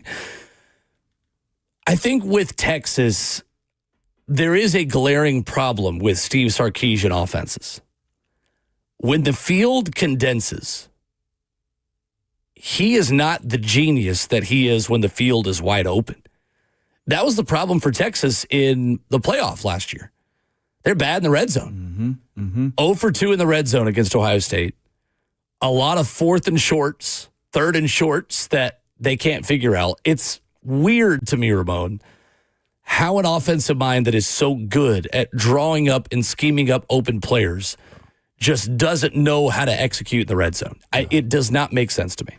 Oh, here's the other part of it. Like I said, sometimes as a coach with your staff and with your players, you probably got to have more of an emphasis on it. We'll see what the adjustment will be this week for Texas. Like the stuff that they had when you mentioned like red zone being a part of execution across the middle for a guy like Arch, San Jose State is going to allow them to have a scrimmage this upcoming weekend is what I'm thinking. I say that out of respect to those guys that got to face Texas, because I know they're probably getting paid about $1.5 million to play that game in Austin. But what I say is this: whatever you want to see and however you got to get fixed, like this is situational football for them this upcoming weekend, as big of a roster that Texas has. They got to put an emphasis on those situations. And what I mean by that is I've been in a situation before in my playing career. If we weren't good in the red zone, it was me who would scream, all right, red zone, and I make guys alert because you got to be in tune to where you are on the field.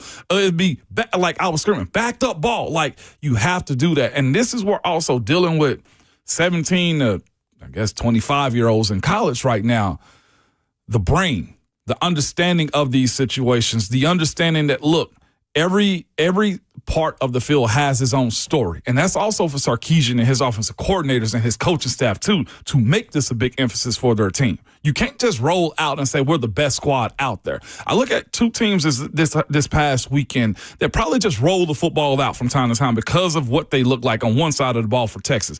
That's Texas, and I think that's Alabama. Those two teams, when you have the history that they have and the expectations that they have and the notoriety, sometimes guys that are in the boat with them just think you can roll the ball out. There is a level of strain that you got to have when you're competing that gives everybody the understanding we can't just show up. And I don't want to say the Texas offense just thought they could just show up, or that Alabama felt like, oh, it's just the 2-10 team from last year with Florida State. But guys don't understand that sometimes, and I feel like that falls back on the coaching staff of making that emphasis clearly in the Alabama situation. Because I think because they wear that elephant or whatever those numbers on the side of their helmet, that they think people fear them. No, you are the target. And I feel like Ohio State treated Texas like that, and I know for a fact Florida State treated them like that, treated Alabama like that. It's crazy, too, because you'd think the team that had just won the national title would be the one with the bigger target on its back. But you're 100% right. It was Texas. It was absolutely Texas. The next time Texas goes on the road will be in the swamp against Florida on October 4th. San Jose State, UTEP, and Sam Houston over the next 3 weeks. So the beauty of this for Steve Sarkisian in Texas is you learned a lot about your football team before a lot of other teams around the country have learned about their teams. The negative is the second Arch misses an open receiver against San Jose State or UTEP. Pressure and noise is going to start to mount. We are about to learn the competitive character of Texas as a team and how strong mentally Arch Manning is, because we talk about him as being this throwback, old-fashioned personality, and he's not on social media. All right, buddy, we're about to find out how insulated you can really get from the noise, because those students that are wanting to take pictures with you on the way to class are now going to be walking the other side of the sidewalk because you stunk so badly in Columbus. It could just be that. It could just be one bad game against an elite defense and a Super Bowl winning defensive coordinator. But again, we have nothing else to go off of in week one. And right now, Texas does not look like a contender. Right. As long as they get that level of quarterback play, they look like a team with really good parts, missing the most important part, the engine of the offense with the quarterback. And this isn't a recruit issue. You'd agree? No. This isn't a talent issue. No, they've got dudes. They have got dudes everywhere on that team. Quarterback let him down. It's not the same conversation as Alabama. Ty Simpson was not great for Alabama, but Ty Simpson was not the reason why they lost that game. Like, Arch Manning's missing open receivers. He's missing some layups that have just got to be hit. He showed some NFL-level throws in the fourth quarter, but when you're the number one player in the country and seen as a generational talent coming out of high school, you don't get to just show flashes. You got to be on like that consistently. 615-737-1045. We'll talk some more local football when we come back. Vanderbilt in action, plus an upset in the Borough. We'll talk more about that next.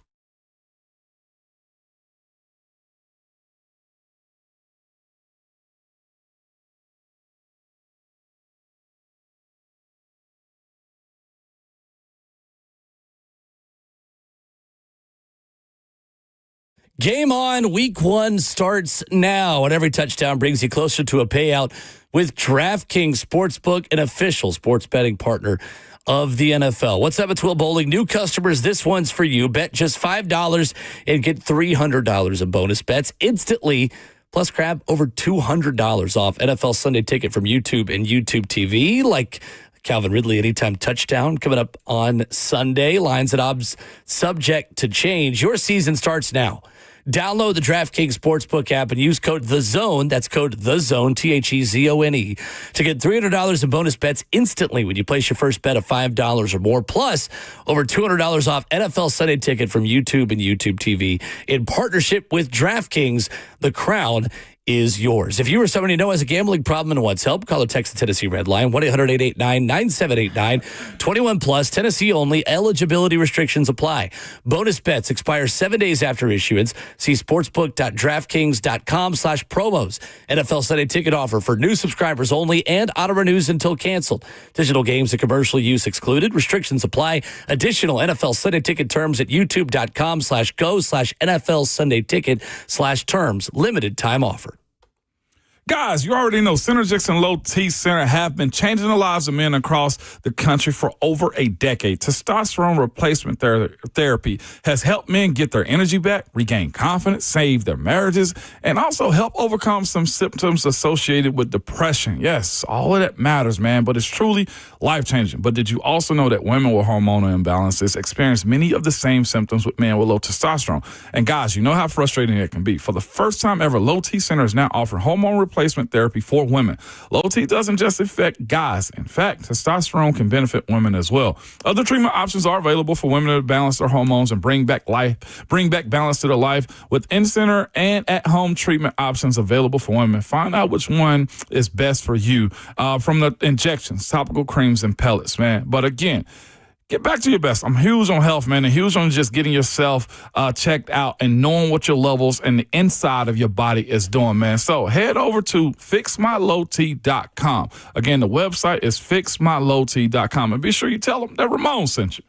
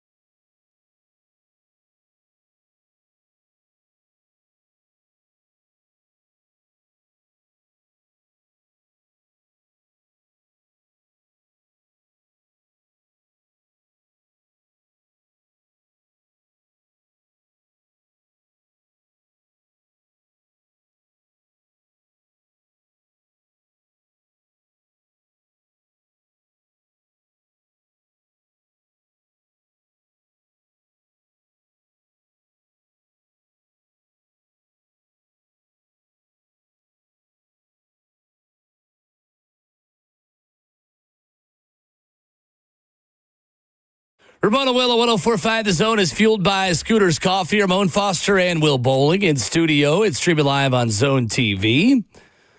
Vanderbilt 45, Charleston Southern 3. 481 yards of total offense for Vandy, who cruised against an opponent we knew they would cruise against. Diego Pavia, 20 of 25, 3 touchdowns, 275 yards through the air. As Vandy outrushes Charleston Southern 201-47. Ramon Foster, it's one of those where we knew we weren't going to learn much about Vanderbilt. The time of reckoning, the day of reckoning is Saturday in Blacksburg, Virginia, against Virginia Tech, against a desperate 0-1 Hokies team this upcoming weekend. Oh, look good. Their defense, man, their defensive ends are good. I thought this looking at Virginia Tech versus South Carolina. Both of those defenses were fast. They were violent, and they made plays that came their way. It was a war of attrition in that game, and Virginia Tech finally cracked. But Vandy's going to have their hands full this weekend. That is not something you want to walk into with a team that'll be as ticked off as they are. But I'll say this, too. Vandy played with a lot of swagger for the little bit that I saw. I was listening on the ride back from Georgia at the time, and it seemed like they were high. They were hitting on all cylinders. One of the clips, I don't know how it got to my algorithm, but I think it was after the score and those dudes in the end zone turning backflips. Like, it looked like they're having fun. But that's what you're supposed to do to a team like that this past weekend. They put their face in the mud and actually rubbed it in it. So, want to know, Vanderbilt Commodores, man, good job this past weekend. Held Charleston Southern to 135 total yards, 46 tackles, 6 for loss, 2 turnovers as well. Single game high in passing yards for Diego Pavia with 275. They outrushed them 201-47. 6.5 per carry, 6-9 on third down, workmanlike. Yeah. Handled their business. And for a Vanderbilt program that was losing to ETSU at home not too long ago, you can't take for granted handling your business, and you can't take for granted winning a football game. And you did that soundly and routinely on Saturday, so credit where it's due. Big one this upcoming weekend that we'll talk more about, Ramon, as the week goes, but we were never going to learn much about Vanderbilt on Saturday other than just, can you handle your business against a much inferior opponent? And they obviously did. What's interesting is just looking at the rushing, too. Over 200 yards rushing. I think you mentioned that a second ago. But of that rushing, having Diego Pavia be a part of, again, I didn't see the visual of it. Was these strategic runs? I have to go back and look at it and see where it was. It's pretty vanilla. I mean, there's no reason for them to show much in that game. Yeah, I'm just speaking about his ability to run the football and them putting him in harm's danger. Although this past weekend, numerous there wasn't much quarterbacks. harm's way for Charleston Southern, to be honest with you. Is this Charleston, South Carolina, too, is what Yes. the school is out of? Yes. Beautiful city, by the way. I absolutely love Charleston.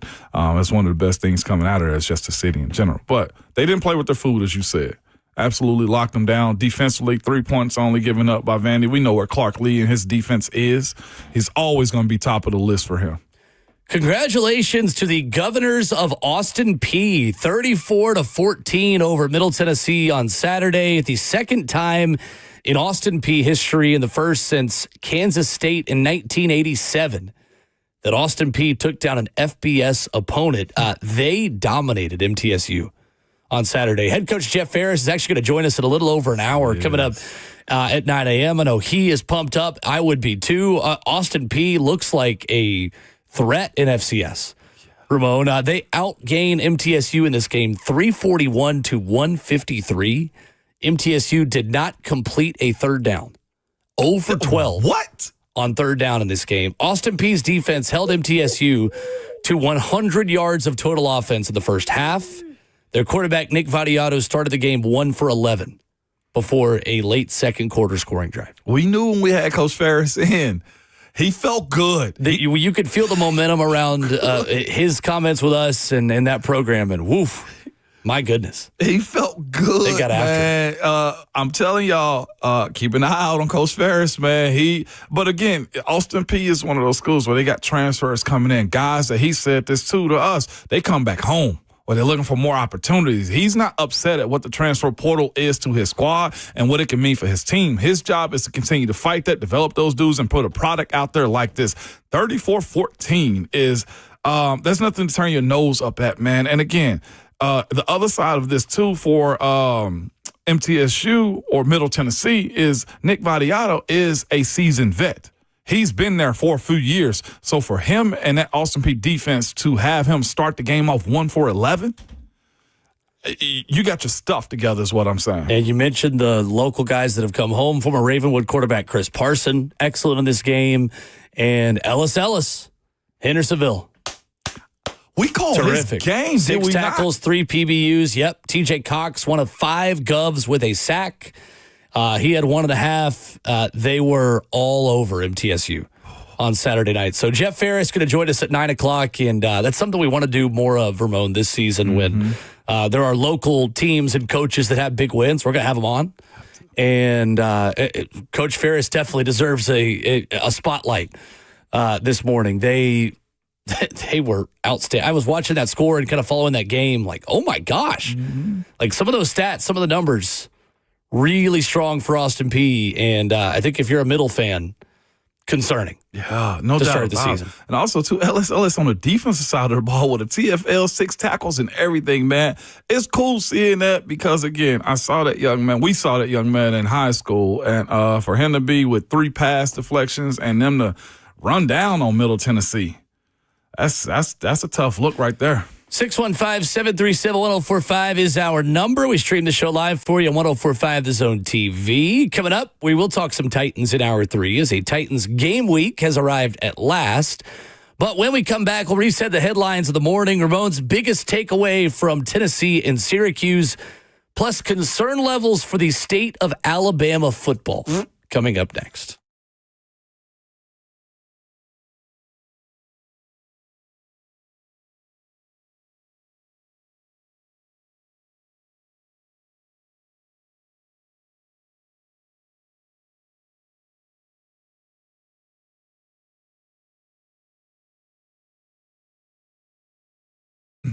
It's Ramon and Will here for Window Nation. Man, whether you have old, drafty windows or cheap builder-grade windows, now is the best time to replace your windows.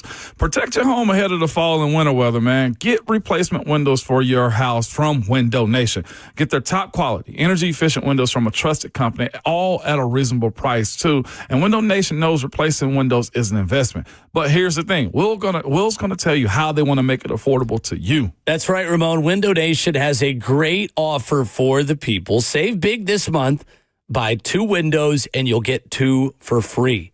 Make no payments for 2 years. You won't have to deal with monthly payments, a down payment, or interest until 2027. Here's why I trust Window Nation. The A-plus rating for the Better Business Bureau, the 50-point inspection of every window before it leaves the facility, and a 20-point inspection of every window when it's installed. Window Nation is online at windownation.com. Hurry, the sale ends September 30th.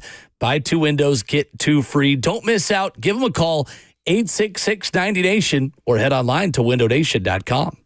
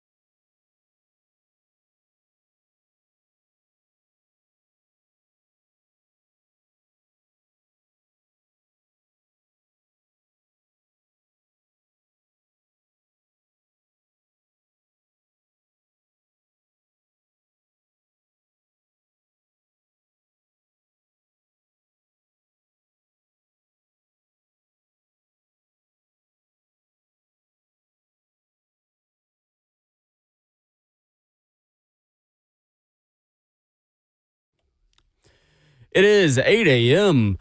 Good morning, live from the 104.5 The Zone Studios. I'm Justin Hawkins. The Tennessee Vols take down Syracuse Saturday 42-26 in the season opener in Atlanta and start the season off 1-0. Quarterback Joey Aguilar with a solid debut, completing 16 of 28 passes for 247 yards, 3 touchdowns, and no interceptions. The Vols offense dominating the run game, gaining 248 yards on the ground and gave up 0 sacks on the day. Tennessee's defense had 5 sacks, including a strip sack and recovery, and also junior linebacker Jeremiah Thielander had an interception on Steve Angeli. The Vanderbilt Commodores dominated Charleston Southern Saturday 45-3. Quarterback Diego Pavia completed 20 of 25 passes for 275 yards and 3 touchdowns. Vandy outgained Charleston Southern 481 yards to just 135. In NFL news yesterday, the Dallas Cowboys and standout cornerback Deron Bland agreed to a 4-year, $92 million extension that includes $50 million in guarantees. The 26-year-old set the NFL record back in 2023 for the most interceptions returned for a touchdown in a season with 5. And tonight, former longtime NFL head coach Bill Belichick makes his college coaching debut with North Carolina as they host TCU in Chapel Hill. Kickoff is set for 7 p.m. Central on ESPN, and TCU opens as a 3.5-point favorite in this one. For all your foundation repair and waterproofing needs, you got to go to USSTN.com. Breaking news at once on your home for the Titans and Vols. This is 104.5 The Zone.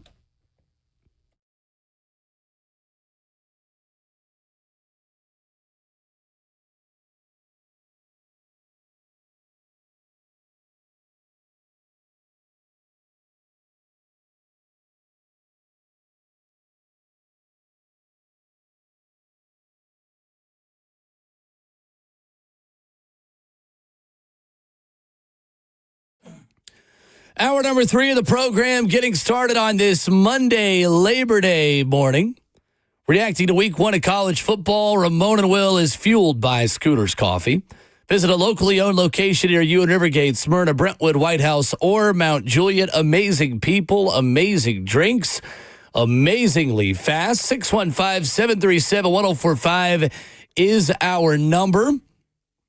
Talk some Titans for the first time this morning. Coming up in 20 minutes as they get ready for week 1 in Denver this Sunday afternoon. But Ramon Foster, today is about mostly college football as we react to week 1. For Joey Aguilar and the Tennessee offense, how pleased were you with the debut in week 1 for Tennessee's new QB1? I'll say very. And I don't say very pleased in the sense that it was perfect. What I saw was optimism that it can get better too. I don't think that's the best of the best when it comes down to what they could be capable of, is what I'm saying. Hopefully that's not the absolute best, because we saw Joey Aguilar, man, throwing from the hash to the sideline. Balls kind of sell on him a little bit. I thought that pass he had to Chris Brazel in the end zone where it was a fade. Oh, my gosh, the trajectory of the ball was good. The height of it, not so much, Will. And, again, the run game was solid. To have guys step into roles they've never been in before live in the game. I'm speaking about Jesse Perry. I'm speaking about Wendell Moy, Sam Pendleton at center. I'm talking about Mike Matthews being in the position that he was in, Braylon Staley, Chris Brazel, and, of course, Joey Aguilar learning this offense was huge. You got 3 running backs that have had a little bit of run when you talk about their experience as Vols, too. And then defensively, it wasn't perfect. I hate the nosebleed that they couldn't stop in the tight red zone. I hate that they couldn't get done, Will. I'm giving you the whole rundown now, guys, like I covered the game or something. It's like 100%. But your recall is a little bit different, isn't it, when you're talking into microphones about it in the moment? I didn't like the 4th down conversions from the defense. I didn't like the 3rd down extension of plays that they allow from time to time. But I saw them to have a strong emphasis on stopping the run early. I thought injuries kind of got them from time to time. I want to see more of that group. And, again, we mentioned David Hobbs not being in. Shout out to the local product, Ethan Elliott, had a pressure when he got in, I think, the second half of this game. There is a lot for this team to chew on when it comes down to the expectations, what I'm getting at. It was a good first start. Offensively, I couldn't have asked for much better. There were some passes from Joey I think he could have been more accurate with. Ramon, it's an issue that Tennessee quarterbacks have had, even going back to Hendon Hooker, like sailing passes high. I don't know if it's something that Josh Heupel and his staff is teaching. For Joey, it seemed like anytime there was a little bit of pressure in his face when he couldn't step all the way into the throw is when his step would be a little bit shorter. He would lean back a little bit and sail it. I agree with you. I thought it was feet. I did too. Yeah. I thought it was footwork when he didn't have the ability or room to fully step into his throws. I'd have to go back and watch the film in a more detailed way. And obviously, not unlike the NFL, we don't have access to film in college football the way we do for NFL stuff with the NFL Pro and the All-22 stuff. But just watching the game in the stadium, that's kind of what I felt, was that anytime he didn't feel totally comfortable in the pocket was when he was sailing throws. And just some of the timing routes. Like, it's going to take time as quickly as a lot of those screens and bubbles and like the extension of the run game passes. It happens so quick that there's going to be a little bit of an acclimation period for the receivers to understand, all right, where do you want me on I agree. 3-yard hitch against a cover 3 where the corner's bailing out and you're just going to come to me quickly. I do think there is a level, Ramon, of athleticism with the ball in their hands that the Tennessee wide receivers showed on Saturday that we did not see enough of last season. And I made the statement on Friday. It was a bold one, that I thought Braylon Staley could end up this season being Tennessee's most productive wide receiver statistically. I feel even better about that statement this morning. He was hype, man. Talking to him after game 1, I had to thank him a ton because his folks was waiting for him on the field. And I was sitting there interviewing Josh Joseph, and I sat there and talked to him, and he was just excited about the opportunity. I was like, "Would you call this a break?" I was just like, "No. I put myself in a position where I was prepared for this." And I asked him about him catching that 76-yarder, 73-yarder out of the air. I was like, "What is your mind thinking about, man?" He gave a whole lot of credit to wide receivers coach Kelsey Pope. He spoke about how he's, giving them keys on those type of positions, looking at the lights and following the ball into your hand. If you look at him catch the ball on the still shot, I think the Vols posted, his eyes wasn't on the ball in his hand. It was up in the air, I guess, tracking it for a field. And he spoke about that, man. I thought that was super unique. And a young guy, to your point, given this opportunity, we've been asking for him. I don't think he practiced a ton this fall for the Vols either. The injury side of things. But a lot of soft tissue things. Yeah, and to add to that, though, too, I'll go back. What I did like was this. They understand the ratings a little bit, at least Heupel does. One of the first passes in the game was to Mike Matthews. You know what I'm saying? I felt like there was one on the sideline in a comeback situation where Joey was on time. And Mike, I think, was fighting with one of the DBs and then catch it on the sideline himself. I do look at a pendulum swinging a little bit. I feel like they will still get Mike Matthews involved in this offense in the passing game. You see what he's capable of himself, but I always got to give credit for the small things because those are things that make you that much better. He did not become selfish. He did not check himself out of the game. If you look at some of those big runs, man, he was bodying DBs. That's a physical group is what I'm telling you. And for this offense to turn the way you want it to and get back to that, I want to continue to say the 2022, but to get back to that, it takes those dudes on the outside, Will, to execute their blocking assignments. I thought, too, with Joey, there was no panic on the rare occasion where the pocket did break down or nobody was open immediately. Obviously, the 73-yard throw to Braylon Staley is the highlight of the game. But aside from that, Ramon, I thought the best thing he did was scramble out of the pocket and find Star Thomas in the end zone on that touchdown pass. To me, you could make the argument that was his best moment of the entire game. Because he recognizes, all right, my primary is not there. I don't have a lane to run. Let's extend and see what I can do. That's what Tennessee really missed last year, was the improvisation, the off-schedule, the off-script element of how do I get a good outcome at the end of this play, more so than just taking a hit and panicking. Because Nico panicked a lot. And yes, we're going to talk about Nico and what he did over the weekend. In due time, patience is a virtue, everyone. It's a 4-hour show. I thought his calmness and processing speed in the pocket was really, really good. Yeah. Really, really good. He looks like a veteran quarterback that leads FBS in active yards, in yards for active players. Yeah. That's exactly what he was. He was veteran, didn't panic. We will learn the quality of the defense that Tennessee was playing against as the season goes. We got really excited about a win against NC State last year, and it turns out NC State just stunk. I don't know how good Syracuse is yet. That's the beauty of week 1 in college football. We're going to keep playing games and find out. Yeah, we are. We're also going to find out the resolve and the mentality of Alabama football, Ramon, because they fall 31-17 to Florida State. How worried, in your opinion, should Alabama fans be this morning about the state of their football program? Very worried, okay? And yes, I'm here to say very worried, man. I had my good friend, man, my brother-in-law, Josh, tell me, he said this, he said, we're in our Butch Jones phase. I was like, don't do that. Don't do that. Don't Jeremy Pruitt, don't bring us down to lift you up. And the only reason I say that is this. It's an effort issue. I don't think it's necessarily an execution. Like if you had told me this was the old days and Alabama had NCAA sanctions against them, they had lost scholarships, they can't get the recruits that they were supposed to, they don't have a coach that's proven a first-time head coach, their guys didn't stay and stick around with them. Getting a little choked up speaking about this, man. You're emotional. I'm emotional at Alabama's about this, downfall, man. But they have no excuse is what I'm getting to. I have major concerns about Kalen DeBoer's management of his program. I know that he can assemble a good team. I know that Kalen DeBoer can draw up plays. Something is not clicking that needs to be clicking for them to hit their ceiling, which, Ramon, is national title. Come on, man. That roster and team is good enough to win the national championship.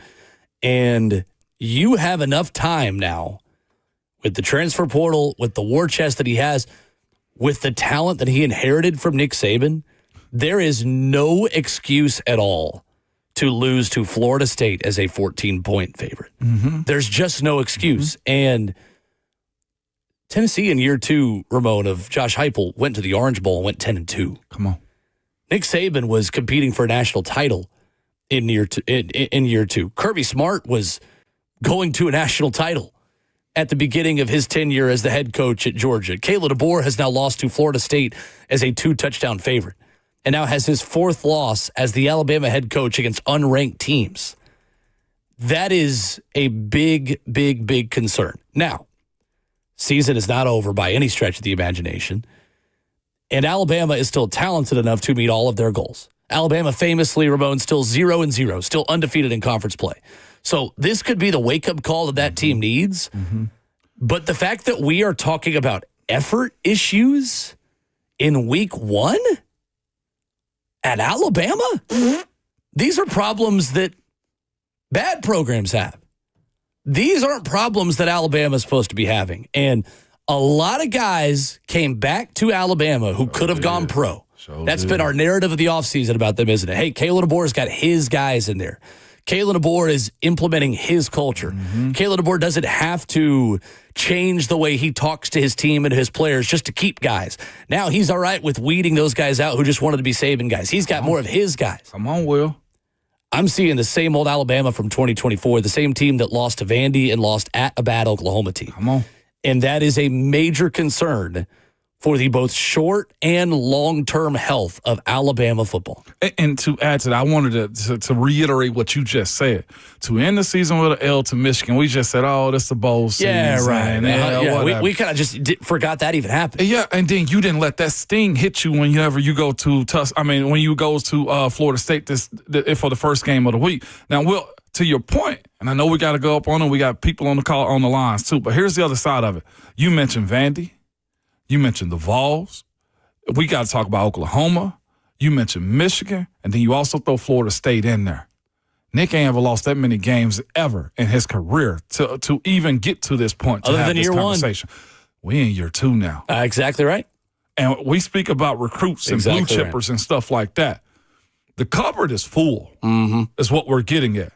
In 2008, Bama was 12-2, lost in the Sugar Bowl. Year 2 of Nick Saban. Year 2 of Kirby Smart, 2017, Georgia, 13-2. Won the Rose Bowl, lost to the national championship game to Alabama. Yeah. And in year 2, under Josh Heupel, Tennessee was 11-2 with a win over Clemson in the Orange Bowl in 2022. And that schedule's no cakewalk either. No, it's not. No, it is not. You are absolutely right. You are absolutely right. Texas, Alabama, Tennessee in 2 weeks. Auburn at That's the Georgia, end. Tennessee in a couple weeks, but no, yeah, they've got. I'm sorry, I was looking at Georgia. I'm Oh, thinking my about bad. Georgia, but It's South Carolina. Auburn, South Carolina, LSU, Tennessee, Missouri. Oklahoma again. Who's a better Oklahoma team this year? Nick ain't walking through that door. Is what we said. No, he's not. Remember? He's not. And again, motto of the morning. Week 1 is for observations, not conclusions. I'm But here's what I'm observing. I'm excited. Here is the observation, Ramon. Alabama looks the same as the way they finished last year. Sir. That is the observation. At the end of the season, that's all this could mean. Maybe that just means, hey, Alabama started as the same program they were last year, and maybe they righted the ship.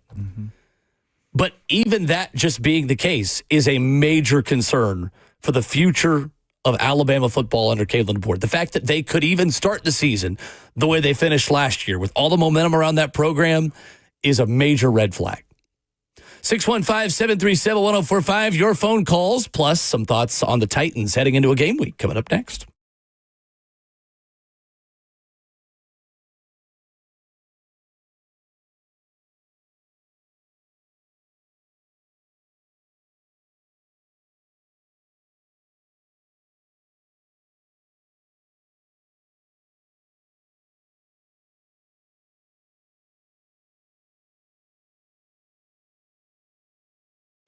Hey, it's Will Bowling. I want to tell you about my new obsession, Daisy French onion dip.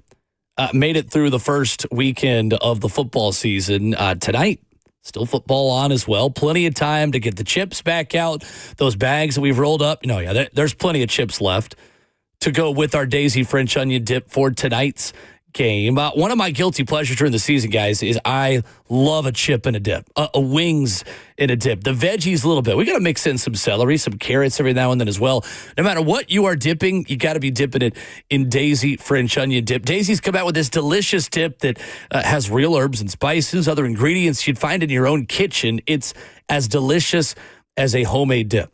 Daisy French onion dip and Daisy ranch dip are a game changer, so head to your local grocery store. Check them out. You got football to watch tonight. Make sure you get some and thank me later. That's Daisy French onion dip, Daisy ranch dip. Find it at a grocery store near you.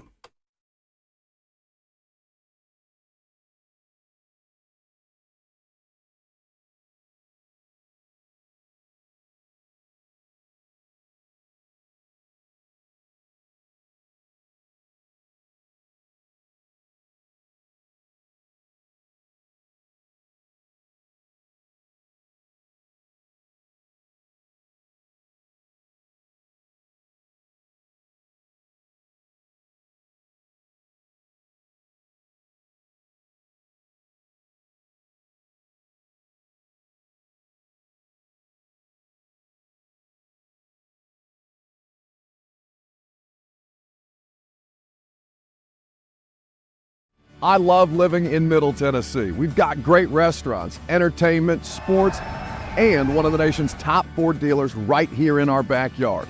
Two Rivers Ford. Remember that name. Two Rivers has been a staple in our community since 1983. They're locally owned. They have a non-commissioned sales team, and they sell below MSRP. They've been doing business with integrity for decades. Two Rivers Ford, the South's most trusted Ford dealer.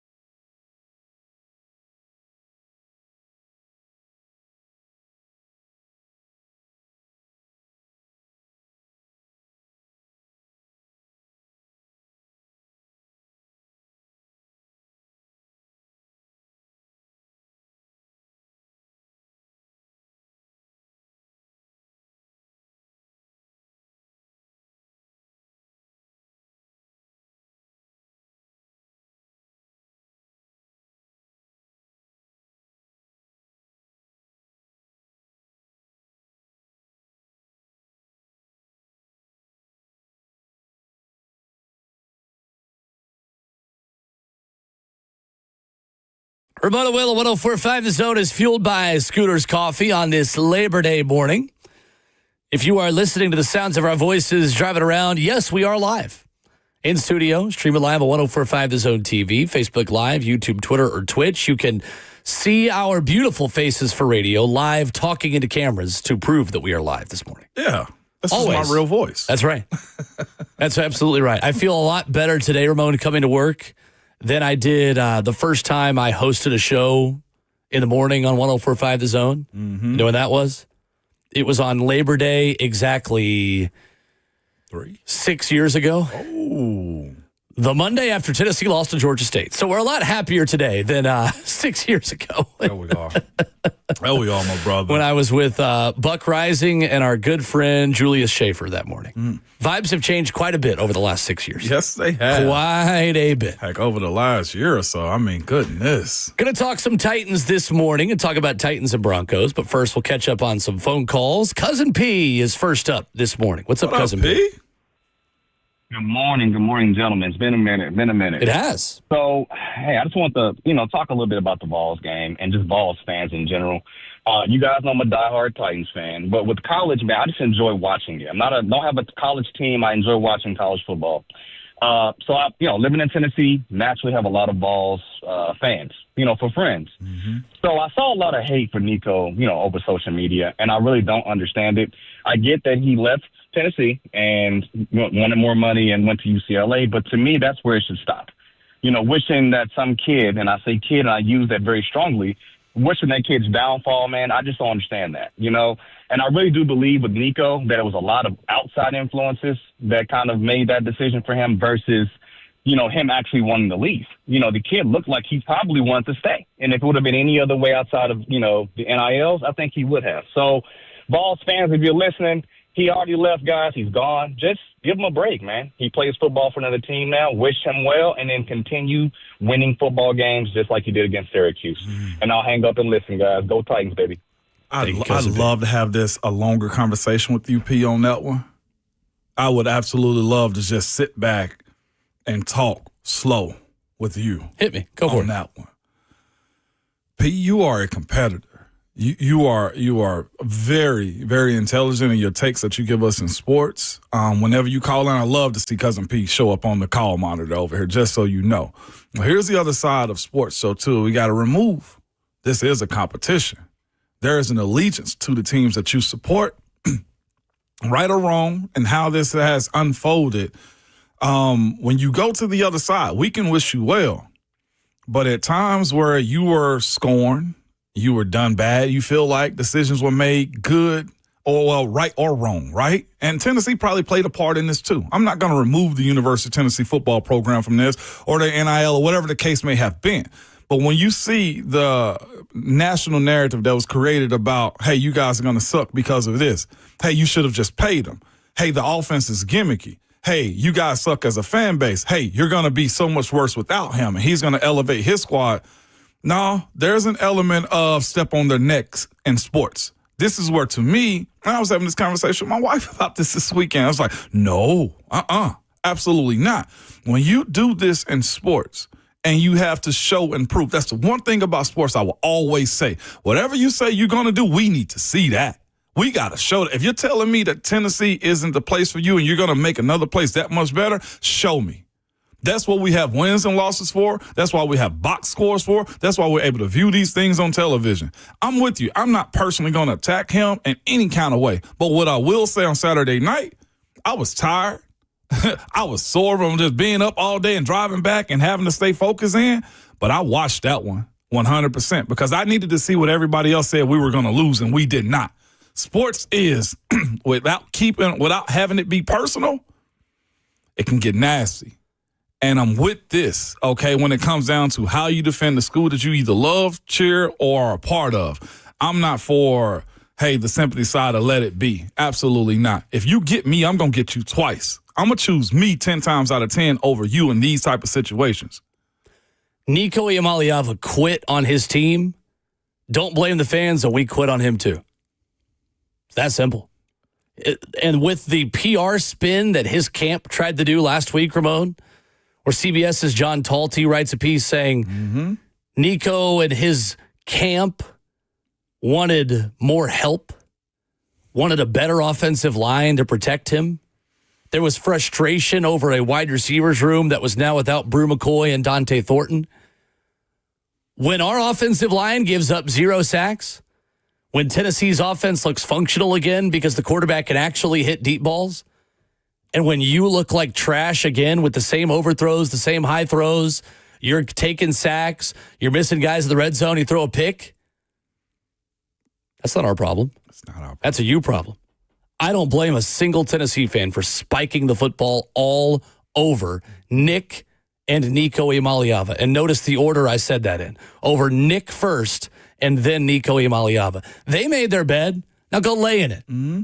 Go lay in it. Mm-hmm. And when you take the PR lap that you did, when you quit on your team, knowing that they don't have time to go find another quarterback in spring practice was over. Yeah. It's not just that Nico left and Tennessee fans are being sour grapes. That's not what happened here. Look at how he left. He quit on everyone in Knoxville. So, yeah, absolutely I'm going to stay up late and watch his games and have bags under my eyes on Sunday mornings cheering against UCLA football. Absolutely I am. Because Nico Iamaleava left Tennessee in a really bad spot. Mm-hmm. It's the same way, Ramon, that we hated Lane Kiffin. You know why? Yeah. The way he left and when he did, he left Tennessee in a really bad spot. It's the way Bruce Pearl left Tennessee basketball. Worse than he found it at the time. Mm-hmm. NCAA violations, NCAA trouble, left it worse than he found it. Nico Iamaleava left Tennessee worse than he found it. Thankfully, Josh Heupel's a good enough quarterback coach that it doesn't matter.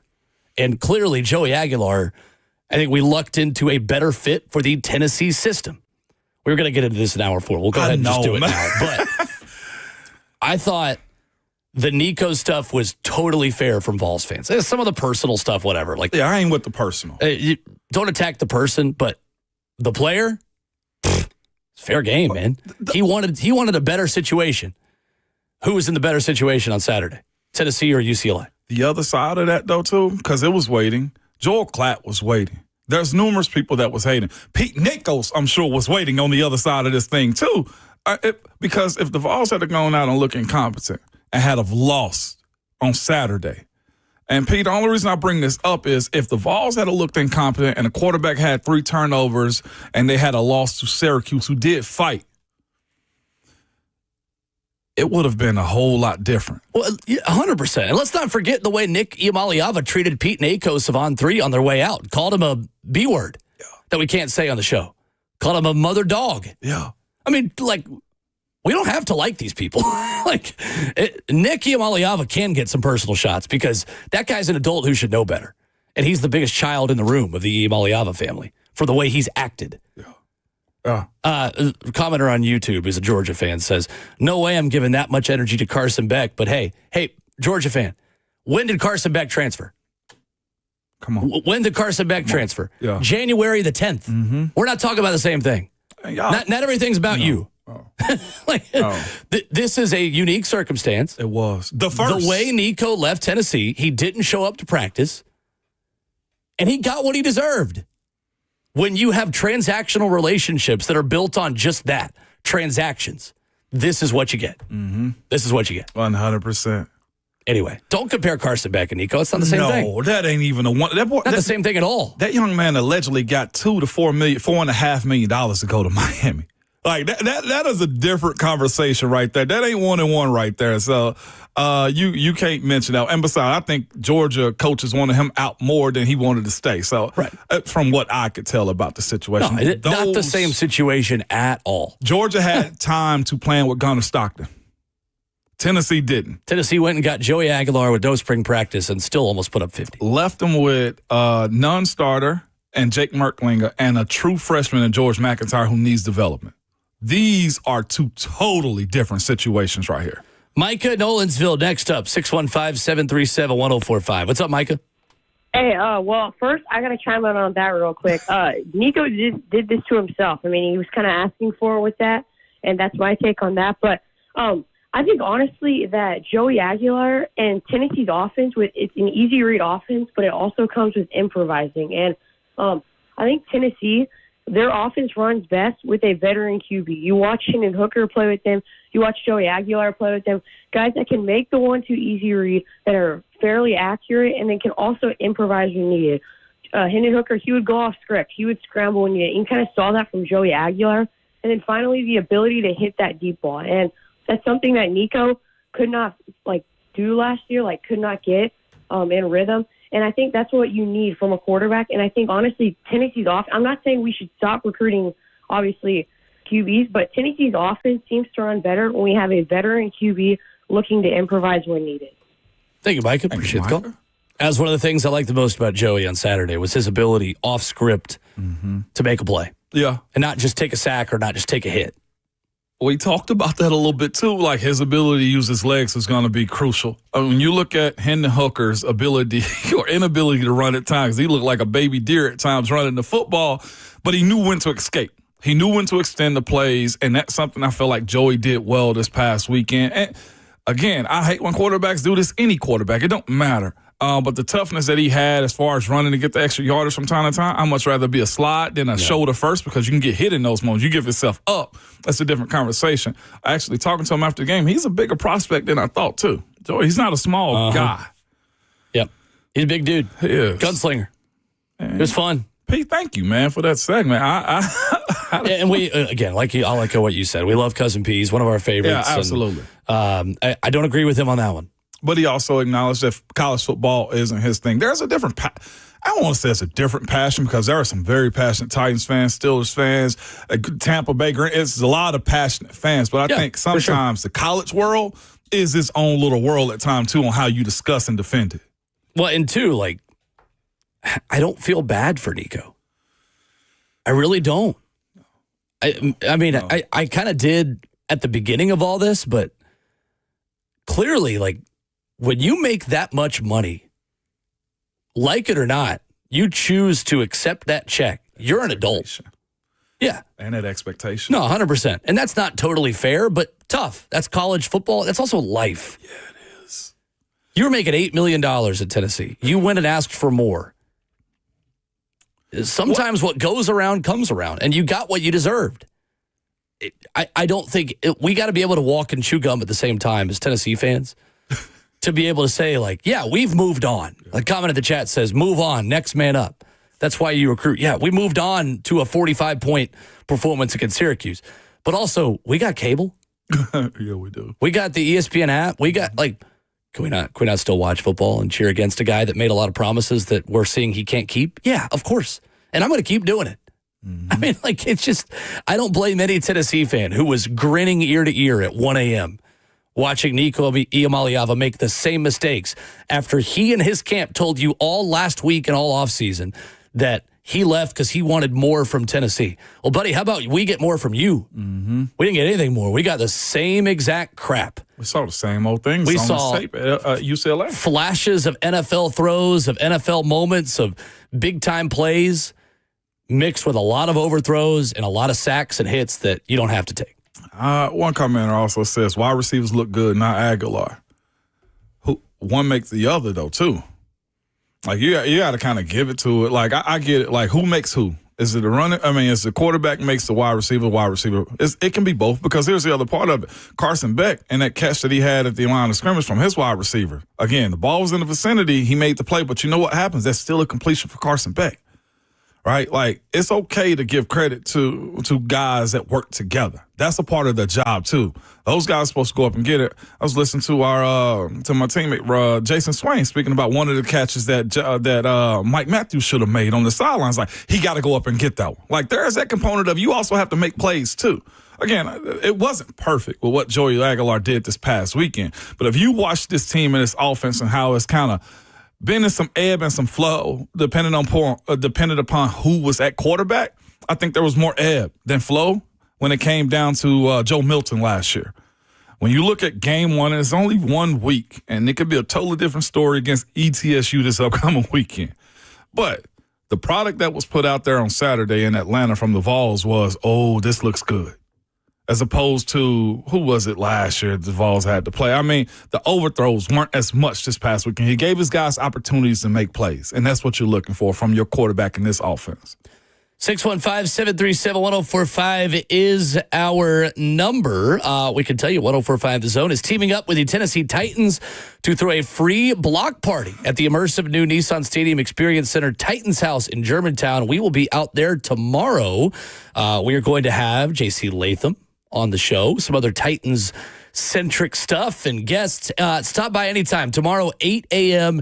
to 6 p.m. Get a behind-the-scenes look at the new stadium. Plus, special guests will be making appearances throughout the day. Free parking is available. Excited to see you there. So come and see us tomorrow. We are back out of the studio tomorrow morning at Titans House in Germantown. Before we got on the Nico topic, we were going to talk some Titans here in hour 3, so we will do that coming up. Is Cam Ward ready for a week 1 in Denver? What do you want to see for the Titans quarterback this weekend? We'll talk about it next.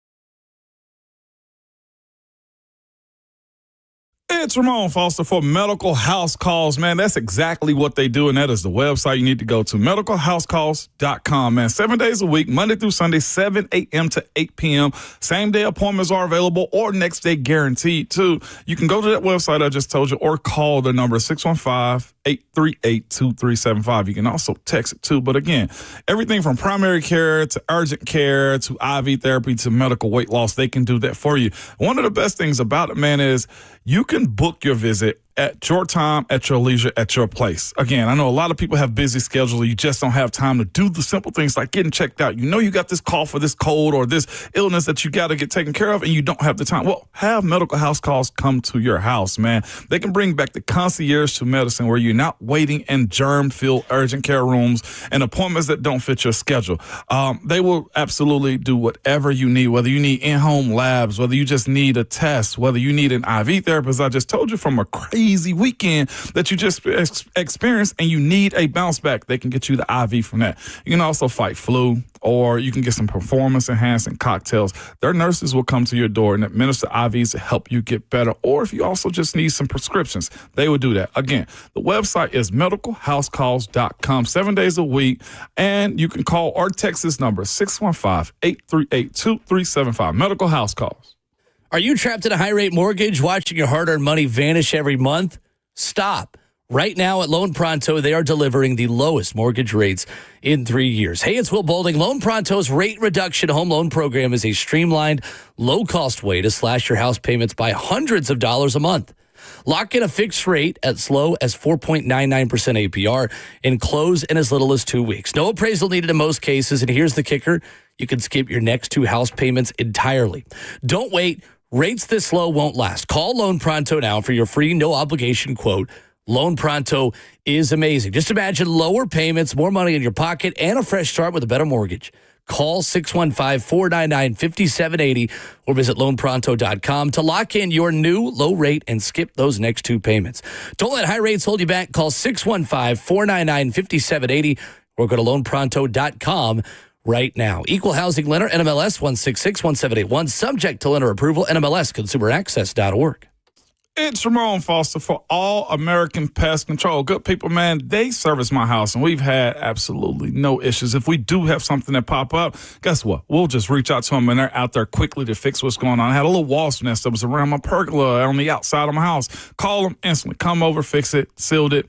Absolutely one of the best things they could have had, because now our backyard is very comfortable, man. But they, All American Pest Control, they are family owned and proudly local. Yes, they've been serving Middle Tennessee for over 60 years.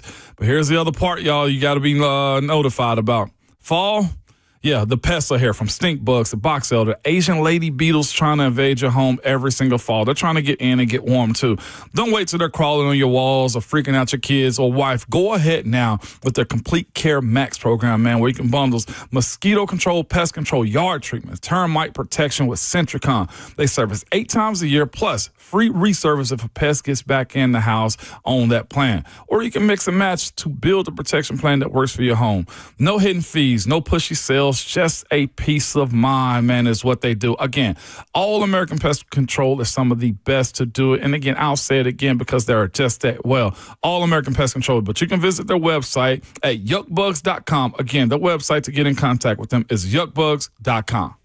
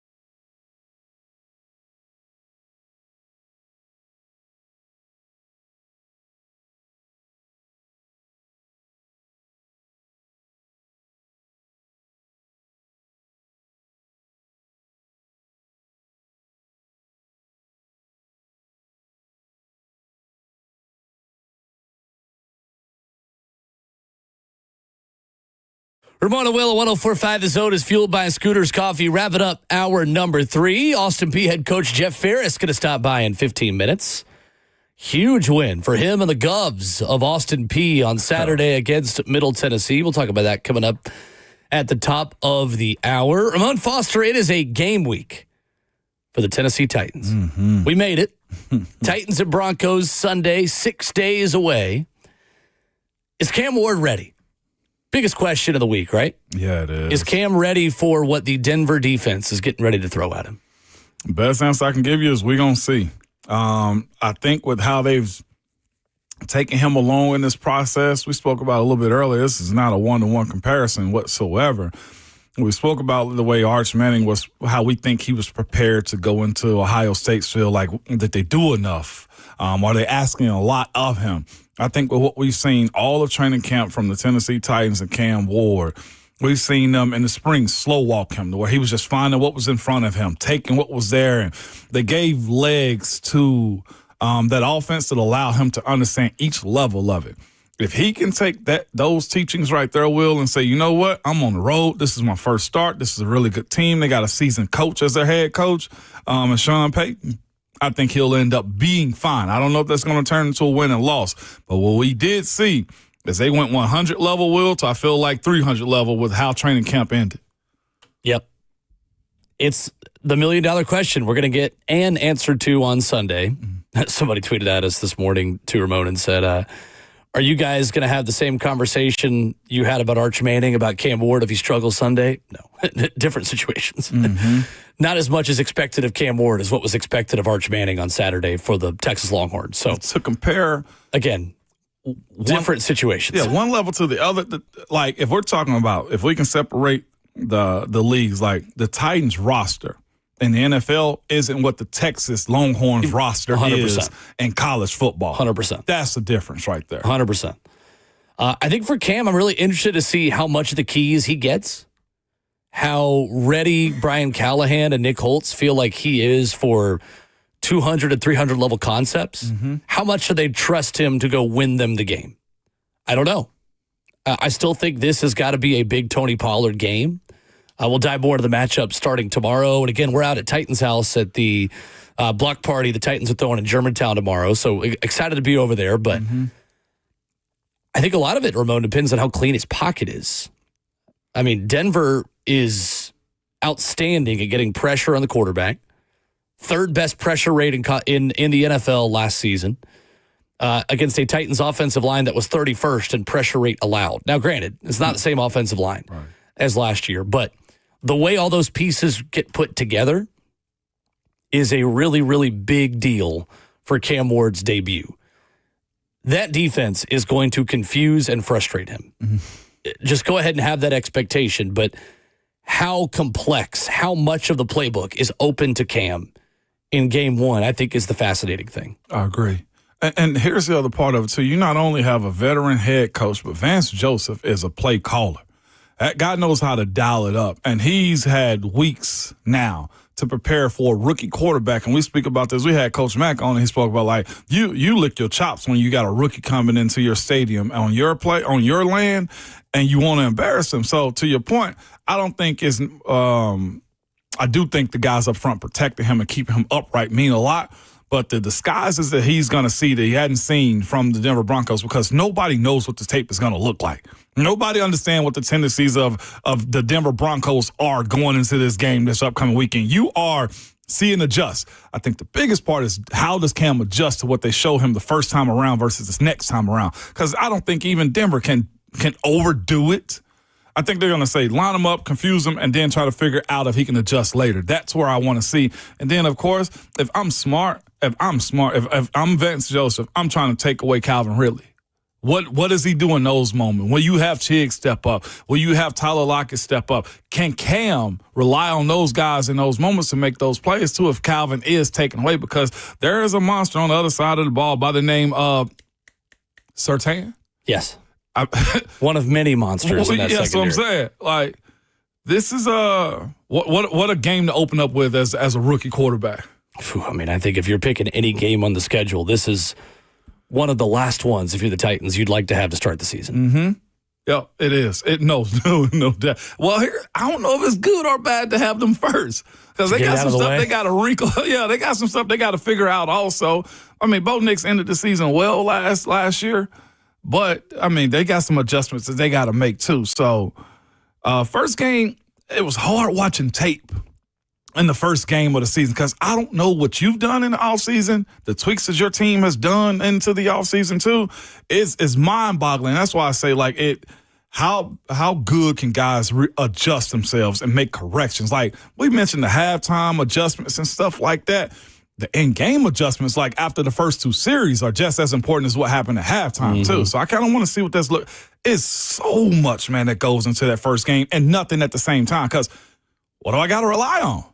It's hard to know how ready Cam is because when the lights come on, the way his competitive instincts take over as live bullets start flying is just something we don't have an answer to yet. No. We think that Cam Ward has had a really good preseason and a good training camp and a great offseason. Cam Ward is further along today, Ramon, than I expected him to be by September the 1st based on some of the more complex things that he showed us he can do in camp. But we learned last year that how a player responds when the lights come on is really hard to project. I think this team made some mistakes last year that the coaching staff was not prepared for based on the way practice and preseason went and some bad habits that were created. The one thing I do know about this team is I do think their self-inflicted negatives, which has been the theme of the offseason, is something they've addressed and corrected. They've not been heavily penalized on offense in the preseason. They have on special teams, which is still something to get sorted out. And I trust Bones Fossil to do that. But I am optimistic that the Titans are not going to be in as many third and longs and second and longs because I do think they will be better at not beating themselves.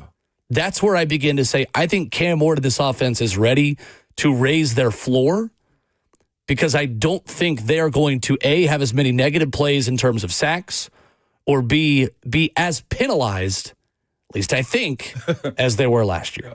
Let's go to David, who's got a comment for Ramon this morning on the phones. What's up, David? Morning, David. Hey, can you guys hear me? We got you. Cool. Hey, Ramon, saw you in the grocery store yesterday, and I wanted to tell you in person, but you slipped out before I could get caught up to you. I just want to tell you killed it on the broadcast Saturday. Thank you, David. I appreciate that, man. Even more so, you called in. You should have said something to me. Did we speak yesterday in the grocery store, too? No. Come on, David. You got to come up to me, man. You could at least give me a fist pound and a go Vols. You know, I didn't want you to think I was one of them old creepy fans, stalking you out, Hey, we all got a little creepiness in us, David. You should most definitely see me next time and come up and say what's up, man. Most definitely. I appreciate that type of stuff. Yeah, well, anyway, like I said, I listen to a lot of the commentary when I watch games, and a lot of times I think the people are, say stuff's kind of stupid or don't make sense, but everything you said was spot on, and it's going to make the season a lot more funner, I think. I love it. Thank you, David. Appreciate the call. Thank you, man. Good stuff. Coming up, Austin Peay head coach Jeff Ferris talks about the Govs win over MTSU next.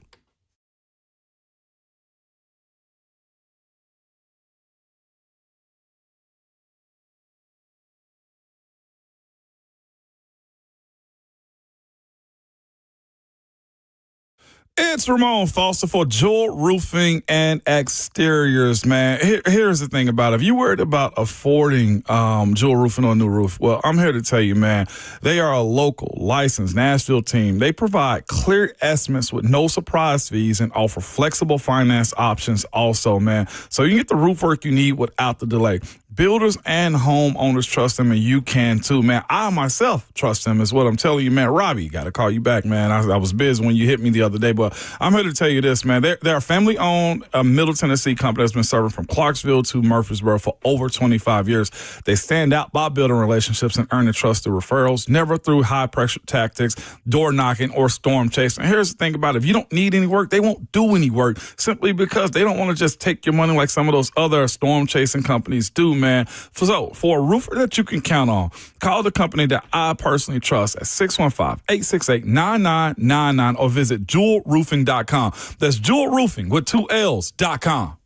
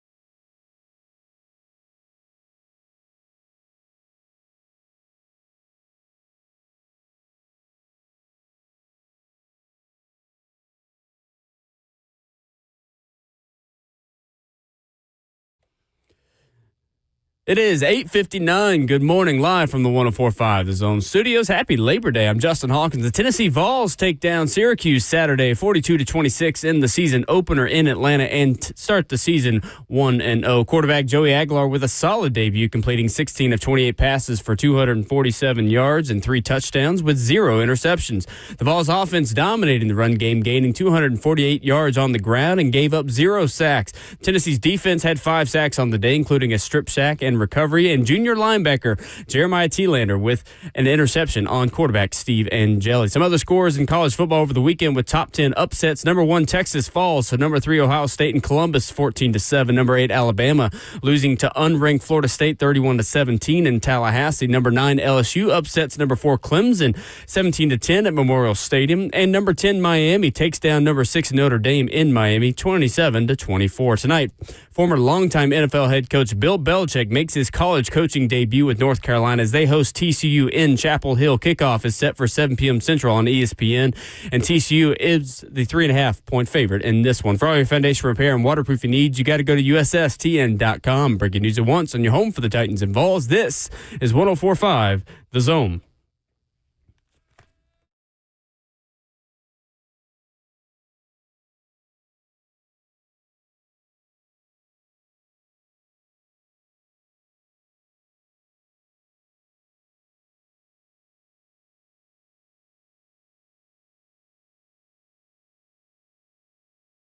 Ramona Will, fueled by Scooters Coffee, live on 104.5 The Zone, locally owned near you in Rivergate, Smyrna, Brentwood, White House, or Mount Juliet. Amazing people, amazing drinks, amazingly fast, alongside 11-year NFL veteran and Vol for Life, Vol Network analyst now officially because he's done a game. Ramon Foster. Justin Hawkins is our producer. I'm Will Bowling. Monday Roast coming up in 20 minutes. Your phone calls at 615-737-1045 as we are pleased to be joined this morning by the head coach of the Austin Peay Governors, who got a 34-14 win over Middle Tennessee over the weekend. Head coach Jeff Ferris joins us this morning. Coach, gotta be fun going to work this morning after this win over the weekend. How you doing today? Well, I'm phenomenal, Ramon. Good to be with you guys. It's always a great day to be a Gov. Unbelievable weekend. I couldn't be more fired up about our program and the direction we're headed. We've got tons of things that we can improve on, and couldn't be more excited.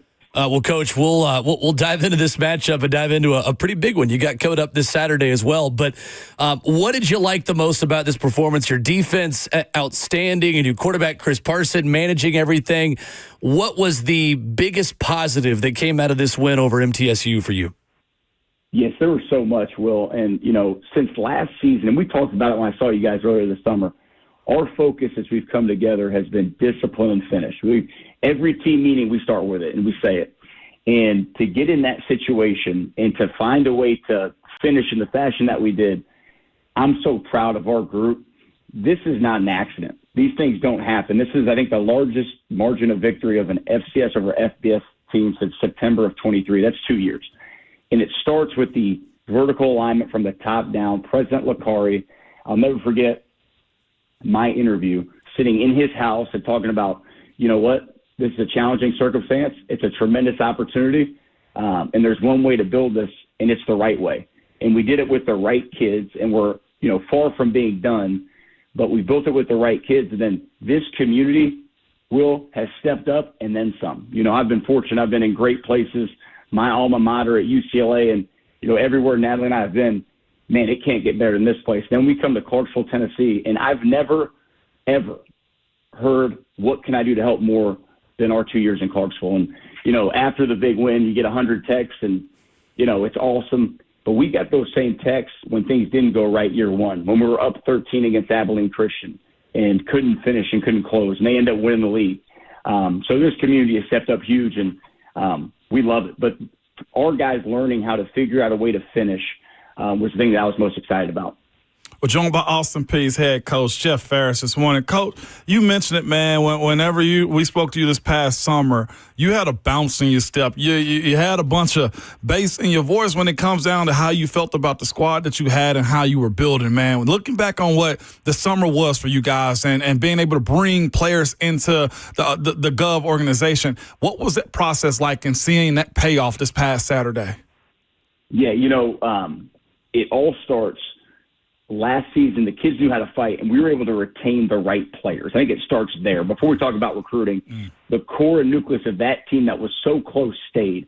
And what they did was that they attracted similar kids that love football and want to be at Austin Peay.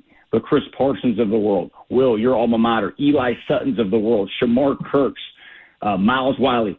They attracted those kind of kids, and then you put a bunch of great young men that love the game and want to invest in the university together with an unbelievable strength coach in Justin Collette. And, man, they have worked their tails off, and, it's been fun. And it's been, the improvement in player leadership has been mind-blowing. Just the way that we communicate in every phase, offense, defense, and special teams, it's something special. And, man, they're fun to be around. I told our coaches that before the game started, confidence is earned. These guys have earned this all summer. It's our job now to get out of the way and let these guys play hard, and I think we won the effort battle on Saturday. Coach, you'd almost think for a second, man, that defense is at the top of your mind, looking at Chris Parsons' day that he had, but you guys kept a veteran quarterback at Middle Tennessee 1 for 11. I think Will told me in the first quarter of this game, the first half. What's the mindset going into attacking a guy like that in a team like this when there's a little bit level? It's FCS versus FBS, Coach. I mean, that is something that you hang your coat on for the rest of the year. Yeah, right. And then you're exactly right. That was the leading passer in Conference USA, okay? And I think he's going to be, I know we play a tremendous quarterback this week, and we're in a great conference.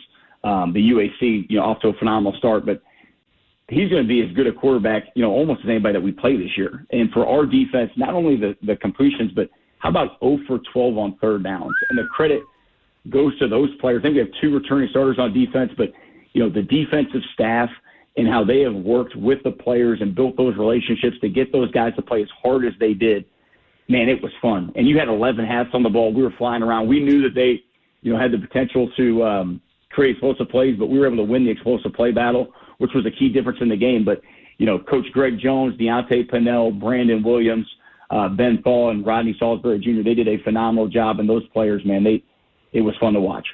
Austin Peay head coach Jeff Ferris, our guest. His Governors 34-14, the win over Middle Tennessee over the weekend. We talked about Ellis when you were in here with us, Jeff, over the summer. That's right.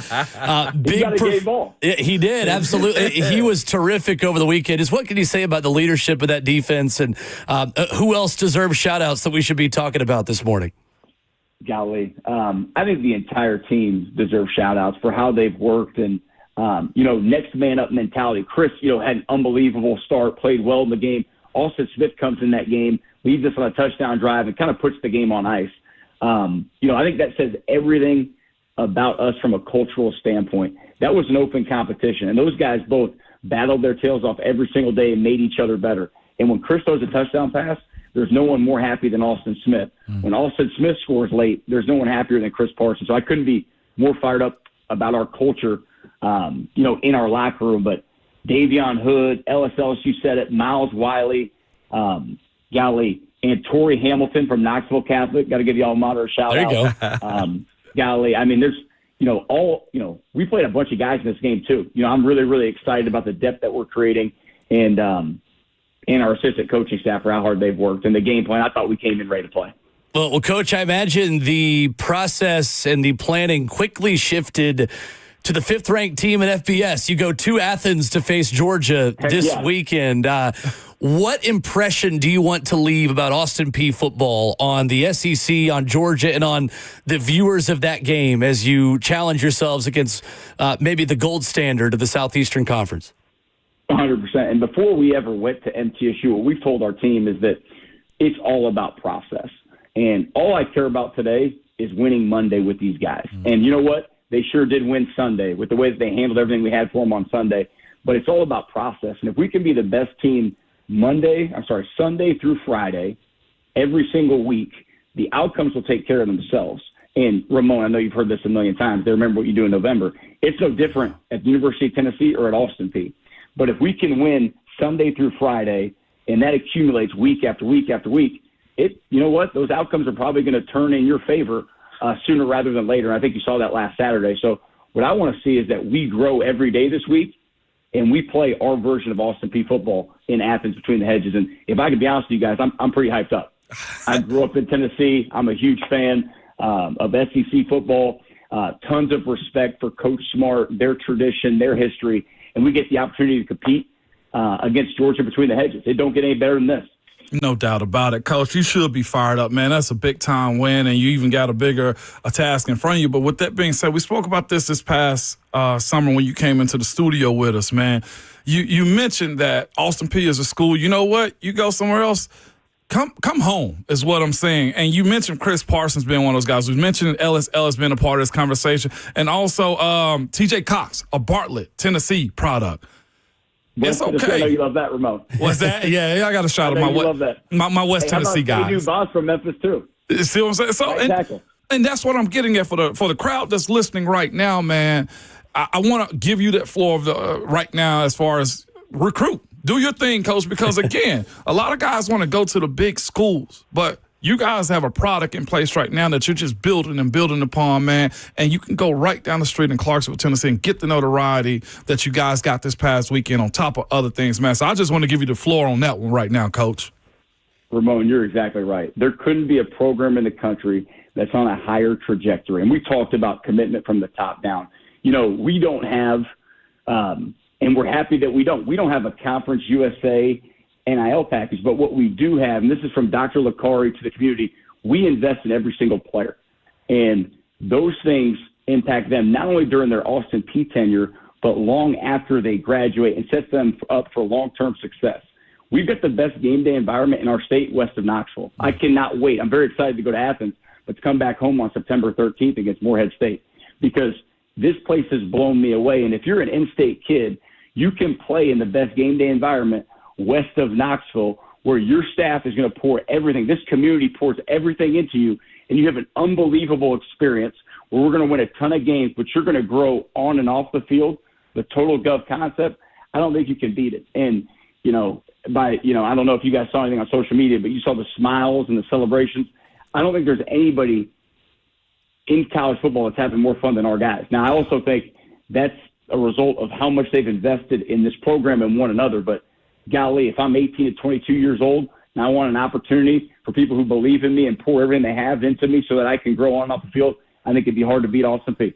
Go off, Coach. Great stuff. Coach Jeff Ferris with us this morning here on Ramon and Will. Congrats to the Govs on a big win over MTSU over the weekend. Coach, we'll continue to follow you guys through the season. Continued success for you, and really appreciate the time as always. Most definitely. Love you guys. Really appreciate all your time and help, and let's go Peay. Yes, sir. Love it. Coach Jeff Ferris with us here this morning. Appreciate him taking a couple minutes on a big Victory Monday for Austin Peay. I'll tell you what, though, and I think this is relevant, Ramon, to the entire audience that maybe haven't watched Austin Peay play yet. There's got to be a very specific formula in the DNA of player you are looking for in the portal. Mm-hmm. It feels to me like Jeff Ferris could write a dissertation on the kind of player that they have found in the portal, whether it's the home ties, whether it's the type of character, the type of personality.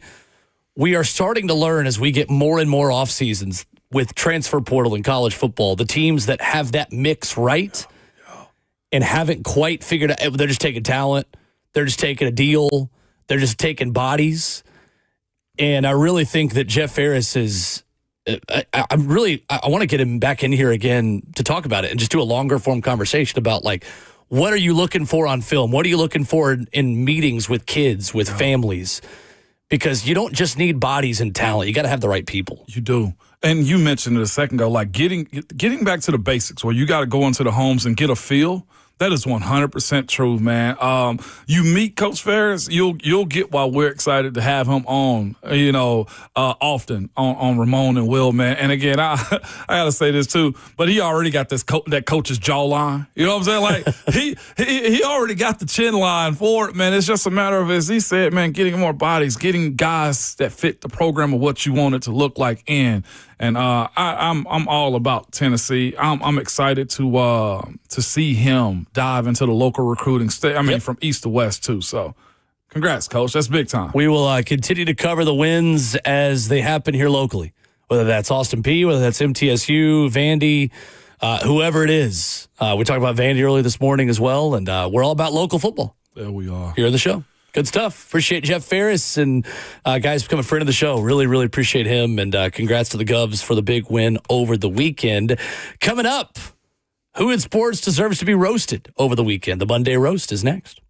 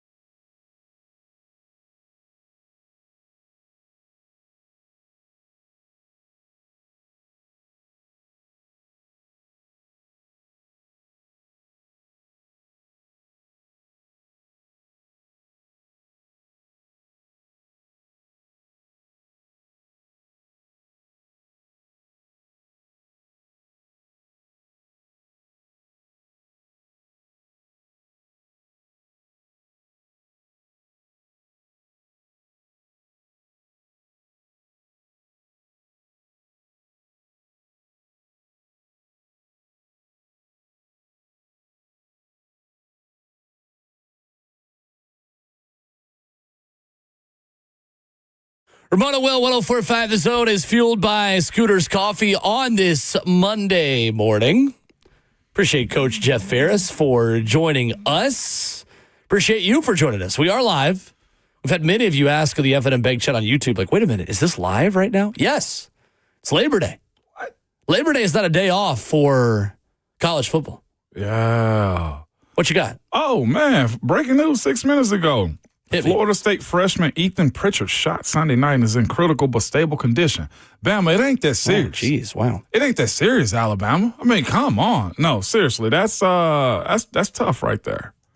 Goodness. Come on, man. Not good. That's out of those type of situations. Right. He's a freshman linebacker, Ethan Pritchard. Goodness. Said he's critical but stable, intensive care. Man, speedy recovery to him. Wow. Yeah, that's Goodness pretty sakes. tough right there. Who in sports deserves to be roasted? 615-737-1045. It is time for the Monday Roast.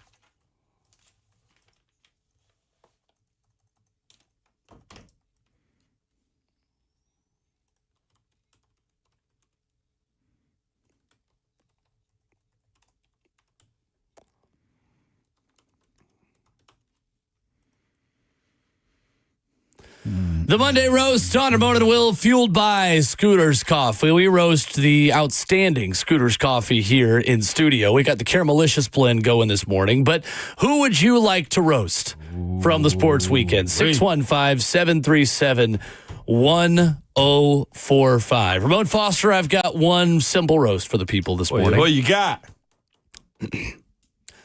11 of 22, 136 yards. 1 touchdown, 1 interception, on the ground, 13 carries, 47 yards, an average of 3.6 yards per carry. Outscored 23-7 in the first half. Final score, Utah 43, UCLA 10. From John Talty of CBS last week. In fact, one of the reasons for Nico Iamaleava's departure from Tennessee was discomfort over the offensive line and wide receivers that were returning to Knoxville last season. Iamaleava's camp, which included his father, Nick, and family friend Cordell Landers, wanted Tennessee to be more aggressive at adding players to help the quarterback. After a season that ended in Iamaleava's helmet cracking twice against Ohio State, Iamaleava's advisors wanted a better offensive line to protect him. There was frustration this spring, too, over a wide receivers room that was now without Brew McCoy and Dante Thornton Jr., end quote. 11 of 22, 136 yards, 1 touchdown, 1 interception. Final score, Utah 43, UCLA 10. 16 of 28, 247 yards, 3 touchdowns. Tennessee won the trade. Nico Iamaleava. Boom. Roasted. Enough said. What else you got, Ramon? I got one, man. Another one if we have to. We got loaded lines, so I'm going to get out the way quickly. Mine goes to a person that is near and dear to me, man. One of the best dudes you ever meet in your life. I'm talking about hands down. If you met him, you love him. He's a little quirky at times and says stuff from time to time. This one goes out to you, Robert Walsh, a.k.a. Bert. You told us on these airwaves and numerous other times, Cheyenne ain't getting a ring until Lamar gets one. Lamar Jackson, that is. He's a big-time Baltimore Ravens fan. Bert, I want to tell you, boom, roasted. Boom. Roasted. You succumbed to love, and you did the right thing. Congratulations to Bert, who caved over the weekend. My boy got engaged, and congratulations to Cheyenne. Congrats to Cheyenne. A lovely couple engaged at last. Absolutely love that for them, man. That's the one I got. I got others, but that's the most important one. Bert, congratulations to y'all. But Lamar ain't got the ring. I'll say yet because the season ain't kicked off. Maybe it was just Taylor Swift who needed to get the ring in order for Cheyenne to get one. Go. The Walsh is over the Kelsey's. Known Chiefs fan, Robert Walsh. My boy, I love you, man. Congrats. Justin, what you got for us? I've got 2 for the Vols games. Let's go with Fran Brown and the Syracuse coaching staff for telling the players to take a dive. Demetrius Samuel Jr., the freshman, the 17-year-old, as he literally is walking back, taking some back steps, and just drops to his knees. Meanwhile, there's a player literally about 5 yards to his right that's just about to take a dive as well. There's one thing that's saying that you're injured. There's another saying when two players doing it simultaneously, that's on purpose. Let's stop the dives. Let's stop the just forward progress and the momentum of the game. Let's stop that, please. Fran Brown, Syracuse, Demetrius Samuel Jr., and whatever the hell the other player's name was. Boom. Roasted. And the other one goes to ABC for ruining the Miles Kitzelman touchdown. They switched to the Alabama-Florida State game, and the intro, which was a nice intro for Florida State. I mean, that's a very iconic. But Tennessee's down in the red zone, and they're driving, and then all of a sudden the game switches to the broadcast of Florida State and Alabama. And all of a sudden you're wondering, wait, are they just previewing the game, or are they actually switching? And then about 5 minutes go on, and like, no, they switched the game over. Just because Tennessee's blowing out Syracuse at the time, they decided they wanted to switch the game. So then you had to go all the way over to ESPN News just to get the recap, and you find out that Tennessee scored. ABC. Boom. Roasted. Yeah, it was rough. I did not like that. We were very pissed rough. off because we were trying to figure it out. In hindsight, I'm glad Alabama fans got to watch more of that loss. That is true. However, poor form by ESPN. If only they could also prevent this by not having a commercial break in every possible moment of this 4.5-hour football game that was played at Atlanta on Saturday. Oh, my Lord. What are we doing? What are we doing? Yeah. So many stoppages. That crowd was flat in the second half because they'd been there for 3 hours already. That's true, too. They promised 3 hours of cheering, and woo. Woof. My goodness. No, yeah, I agree. That was poor from ABC. Poor form from ABC. We've had to watch so many games on ESPN News as another game, some random game finished up. So, no, I agree. 615-737-1045. Loaded phone lines. Who in sports deserves to be roasted? Joey will lead us off. Hey, Joey. Morning, Joe. Morning, Ramon. What's up, Will? So mine is for the whole team of the Kansas State Wildcats. Dude, I mean, I understand that North Dakota State is an FCS powerhouse and has been for years. But, I mean, come on. You should have went out and handled your business against them. And also, I want to roast Dublin, Ireland, because it seems to be, me and my brother-in-law were talking yesterday, and it seems that Dublin has put a curse on college football. For instance, you take last year, Florida State played Notre Dame. Whoever lost that game had a craptastic season. Florida State only won 2 games.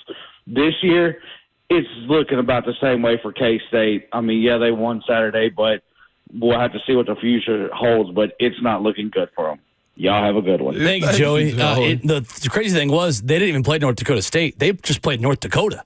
Yeah, I know. This is the worst of the 2 North Dakota teams.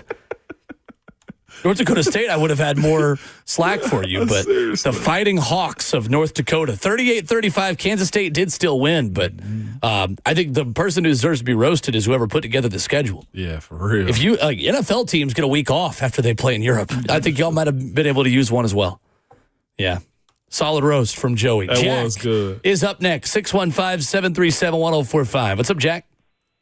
Hey, my roast is for the officiating crew that overturned the LSU touchdown over Clemson hitting the pylon. Go Vols.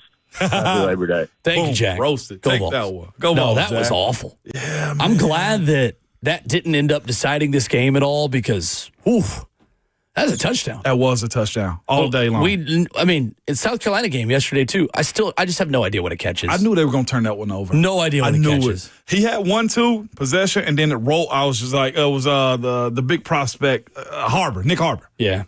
Tough on South Carolina. Right. I thought on the point of LSU, because I feel like that's the game we've talked the least about of the big ones on Saturday, Ramon, today. LSU answered a lot of the big questions I had about them. Yeah. Can their offensive line hold up against a really good defensive front? Check. Mm-hmm. Do the wide receivers and tight end, Bauer Sharp, Nick Anderson, Barryon Brown, do those guys immediately click with Garrett Nussmeier well enough to win? Running game looked a little bit better, but that defense was nasty. Yeah. Absolutely nasty. I was very pleasantly surprised for the LSU perspective on how aggressive Blake Baker could be, considering now how good that secondary is. I mean, Cade Klubnik was really held in check in this game. 31.4 QBR for Cade Klubnik at home. 50% completion, only 230 yards. Clemson ran for 31 yards in this game. 20 carries for 31 yards. That is not the LSU defense we've seen the last 2 years. Game one, but we've seen them a little bit. Or at some point we're gonna label Cade Klubnik as a low ceiling guy. Yeah, we're starting to get answers on, because we do this every offseason. Yeah, we do. Right? Sure. Prop it up, quarterback prospects, and then the games start. And it's like, all right, who separates themselves between good and great and not so good? Right now, it's Garrett Nussmeier, and then it's everyone else. Yeah, it is. And I know Drew Aller didn't play. I mean, they played a bad opponent, but we're going to get our answer on him too. But Garrett Nussmeier looks like QB1. Him and Lenore Sellers look like QB1 so far. I don't know. And Dampier at Utah? Devin Dampier, yeah. Devin Dampier? Listen, that man is a monster. Do you hear me? He was the better quarterback prospect in UCLA, Utah. Better transfer. Eric is up next. Go ahead, Eric. Morning, Eric. Hey, guys, before I get to my boom roast, I just want to say I love the good-natured ribbon that fans do with each other from their respective schools, because the church I go to is primarily Tennessee fans, but there are a few Vandy fans. My Sunday school teacher's an Alabama fan. My pastor's an Auburn fan. Ooh. And I know a Notre Dame fan, a Michigan fan, and a Ohio State fan, all in my church. So I love the good-natured. It's never mean-spirited or anything like it. It's just good-natured since we're at church. But my boom roast, and I had to get this in, guys, was the Alabama fan that flipped the burger on the camera after the loss to the Florida State. Oh, dude. I didn't see it live, but I was watching the highlights on ESPN, and they showed after Alabama got stopped on 4th down, which was pretty much last dance of the game. And it's just showing this dejected look on the camera and then flipping the burger. I just was busting out laughing because it was just so hilarious. I don't feel any sympathy, guys, but I just love just seeing that expression, guys. So that's my boom roast. Guys, y'all take care with those guests. Thank you, Eric. Roasted. Appreciate the call. Yes, man. You see the people that photoshopped a 0 and then the 1 was the middle finger from the Bama fan? They're becoming memeable now. I love that they didn't just switch off the shot. The camera guy just quickly panned and just goes, and just panned to the person on the left. He got me. The awareness of the Bama fan to know that he's about to go live. I know. That was so good, too. Let's go to Mike up next. What's up, Mike? Morning, Mike. Hey, my roast goes out to Jerry Jones. I guess he didn't watch his own Netflix series when he said he's not going to let personal feelings interfere with business. First Jimmy Johnson, then now Micah Parsons. Side nugget to all the Cowboys fans out there on the airways. J-Lo has had more wedding rings since the 90s than the Cowboys have had NFC Championship game appearances. Go off, Mike. Thank you, Mike. Go off, Mike. Well done. Boom. Roasted. Mike's in mid-season form. Mike got a 2 for right there. A 2 for 1. Proud of you, Mike. I have been alive for 28 years. I have never seen the Dallas Cowboys play in an NFC Championship game. No, ever. Literally, I was born July 28th, 1997. I've never been alive for the Cowboys in an NFC Championship game. And which is insane. I remember them growing up, Will, and they were the belle of the ball. You know what we should do is give a cordial invite right now. To who? There are a lot of Vols fans that listen to the show to hear your analysis as the Vol Network analyst talking Tennessee. Mm-hmm. A lot of those Vols fans are Cowboys fans, Ramon. Yeah, they are. There's a young, exciting quarterback by the name of Cam Ward. Growing up. His name is Cameron. He goes by Cam. There's a Titans team that's going to take the field in Denver this weekend that we feel like the trajectory is about to start going up on. Mm-hmm. Got a new stadium. Here's the kicker. Jerry Jones isn't even anywhere close to this team. He has nothing to do with this franchise. Allow us to be the first to cordially invite you. Leave the Cowboys behind. You can just go ahead and kick them to the curb.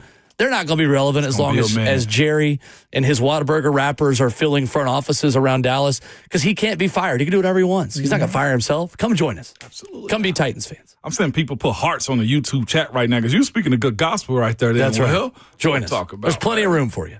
Plenty of room for you. Matter of fact, they can call in and boom roast themselves, too. That's true. I mean, they just continue to believe. That's true. I feel like we're doing an altar call to leave sinful ways of the Dallas Cowboys. And we got pads up at the altar. I met a guy at the grocery store the other day who literally said just that. I'm done with the Dallas Cowboys. I think I'm just going to be a Titans fan. I said, you know what? Come on over to the misery and the hope that is what the Titans are. The quarterback, Cam Ward, is going to lead us somewhere. Maybe soon. The choir's going to stand and sing verses 1, 2, and 4 of Ring of Fire, and we're going to have some greeters down here on the front. We're actually going to have a hot lunch downstairs in the Fellowship Hall if you want to hang around after. If you want to get a Cam Ward jersey and have some chicken fried chicken, mashed potatoes, and green beans. We're going to have a great Sunday afternoon. Double entendre, the old Kirk Franklin song, rain down on me. Yes. Cowboys have been raining, but the good Lord will save you, baby. Come on over here, baby. That's what I'm talking about. Let's stand and sing. Rain down. Gator Mike. Sound decent right there. Next up. What's up, Gator Mike? What up, Mike? What's going on? First off, congratulations to my friends and the Vols on their big win this weekend. And great job, Ramon. I flipped over for a little bit. You and Mike Keith. Thank you. It's like a homecoming almost. It was beautiful. I appreciate that, man. Most definitely. I was listening to you guys' broadcast too, trying to see if I can get some nuggets from what was going on with DJ Lagway. That was cake to y'all though. It was nothing but a piece of pie, man. This past weekend. Yeah, he started out a little rusty, but he finished well, 15 of 18. But my thing, I don't want to take up too much time, but you got a couple offensive stars out, Dallas Wilson, some of those guys, Aiden Mizell. So you got Trey Wilson, who's been hyped up, right, Will? He's all this stuff. All they were doing was keeping the offense a little vanilla. So you have Trey Wilson on some bubble screens. His final stat line, Ramon, 5 catches, -4 yards, but a touchdown. How often do you see that? Like, come on, Billy. Open it up a little bit for Trey Wilson. Let's get a little bit more creative there, whatever. But, hey, we had no penalties, no turnovers. First time it's happened in a ball game down there. So, 55-0, you do what you're supposed to do, but we'll move on from that. But congratulations. And I also, too, Will, I can't wait to tune in this Sunday and hear you from the sideline. Thank you. Got to support my morning team. So appreciate it. Hope you all have a great rest of the Labor Day, and I'll talk to you soon. Thank you, Gator Mike. Appreciate you, sir. I never got the roast. Billy Napier. Not opening up the offense. Okay, my bad. Big one for Florida this weekend. Hosting Alex Golish in South Florida. Putting people on notice. It's not a gimme. No. I think Florida will win, but in no stretch is that a gimme. Chaz Nimrod with a big game for them this past week, too. Chris gets our final roast of the morning. What's up, Chris? Morning, Chris. So, my roast, both of you as Tennessee fans are going to absolutely love this. Okay? Ryan Williams, this summer, talking about squishing teams like bugs with a hammer. Dude, you're carrying a doll on your team walk. Play football and shut your trap. Yes, sir. You get the roast. And I'll hang up and I'll listen. Y'all have a good day. He did. Thank you, Chris. He did. He sure did. Carrying a doll into the stadium was a choice. I want to be somewhat sympathetic because I don't know if it was an emotional support bear.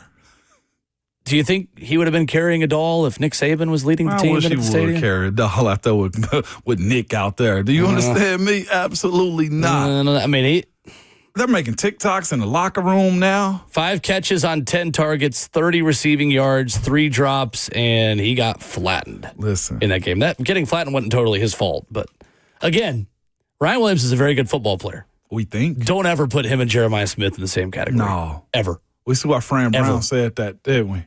And I've been consistent on that through the summer. That's not a prisoner of the moment take, Ramon, because we've been saying that for months. Mm-hmm. Ryan Williams is a very good wide receiver. He can't clean Jeremiah Smith's cleats. No, he cannot. Ryan Williams. No. And they went after him, and rightfully so. That's how it's supposed to be when you have your stars like that, man. Stoney Keeley this morning. I'm done with you this morning. Stoney Keeley in the F&M Bank chat says, can't believe no one is showing compassion for Alabama fans after all they've been through. Yeah, see, Cowboys fans have actually been through a lot. We're going to call you down to the altar. Bama fans, y'all got problems just like the rest of us now. If y'all see Stoney, grab him too for being this petty. Grab Stoney and come to the altar with one of those Bama fans is what I'm asking you to do, man.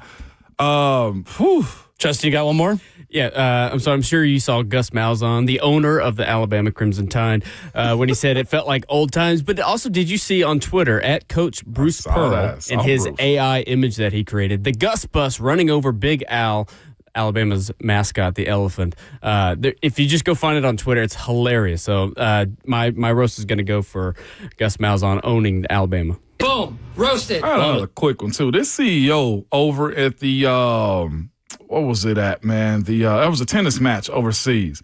And there's a CEO, Polish CEO, Mr. Szerzik, of a private company, absolutely stole a hat. A hat from a kid. From a kid after the U.S. Open, man. And then released a statement essentially saying, like, you get what you work for or He whatever. basically said, if you're not first, you're last to this kid. Like, we're talking about a kid that this tennis star was actually passing off an autograph to, man. Boom, roasted, man. Don't be a jerk to kids like roasted. that.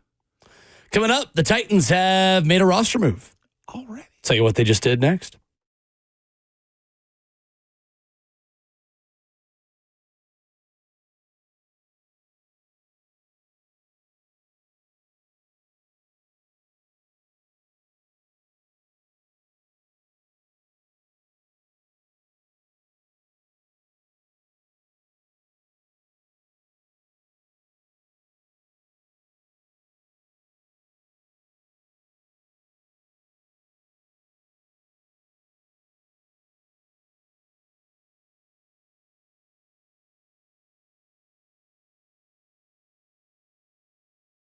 Is your concrete in need of repair? Maybe your sidewalk is shifting, your driveway is cracked and sinking too, or maybe your steps have moved on you. Shifted concrete can create a dangerous situation, trip hazard around your home. It's just also a big eyesore. It's Ramon Foster, and whatever is going on with your concrete, call United Structural Systems.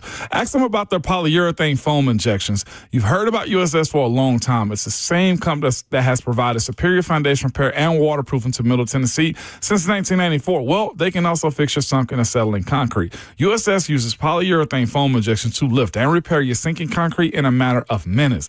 Lifted concrete can be walked on immediately or even driven on after about 30 minutes. So don't go through that long, expensive process of ripping out and replacing concrete. Reach out to the company that I trust, man. You can go to USSTN.com. That's USSTN.com, or call them 615-488-7855. United Structural Systems.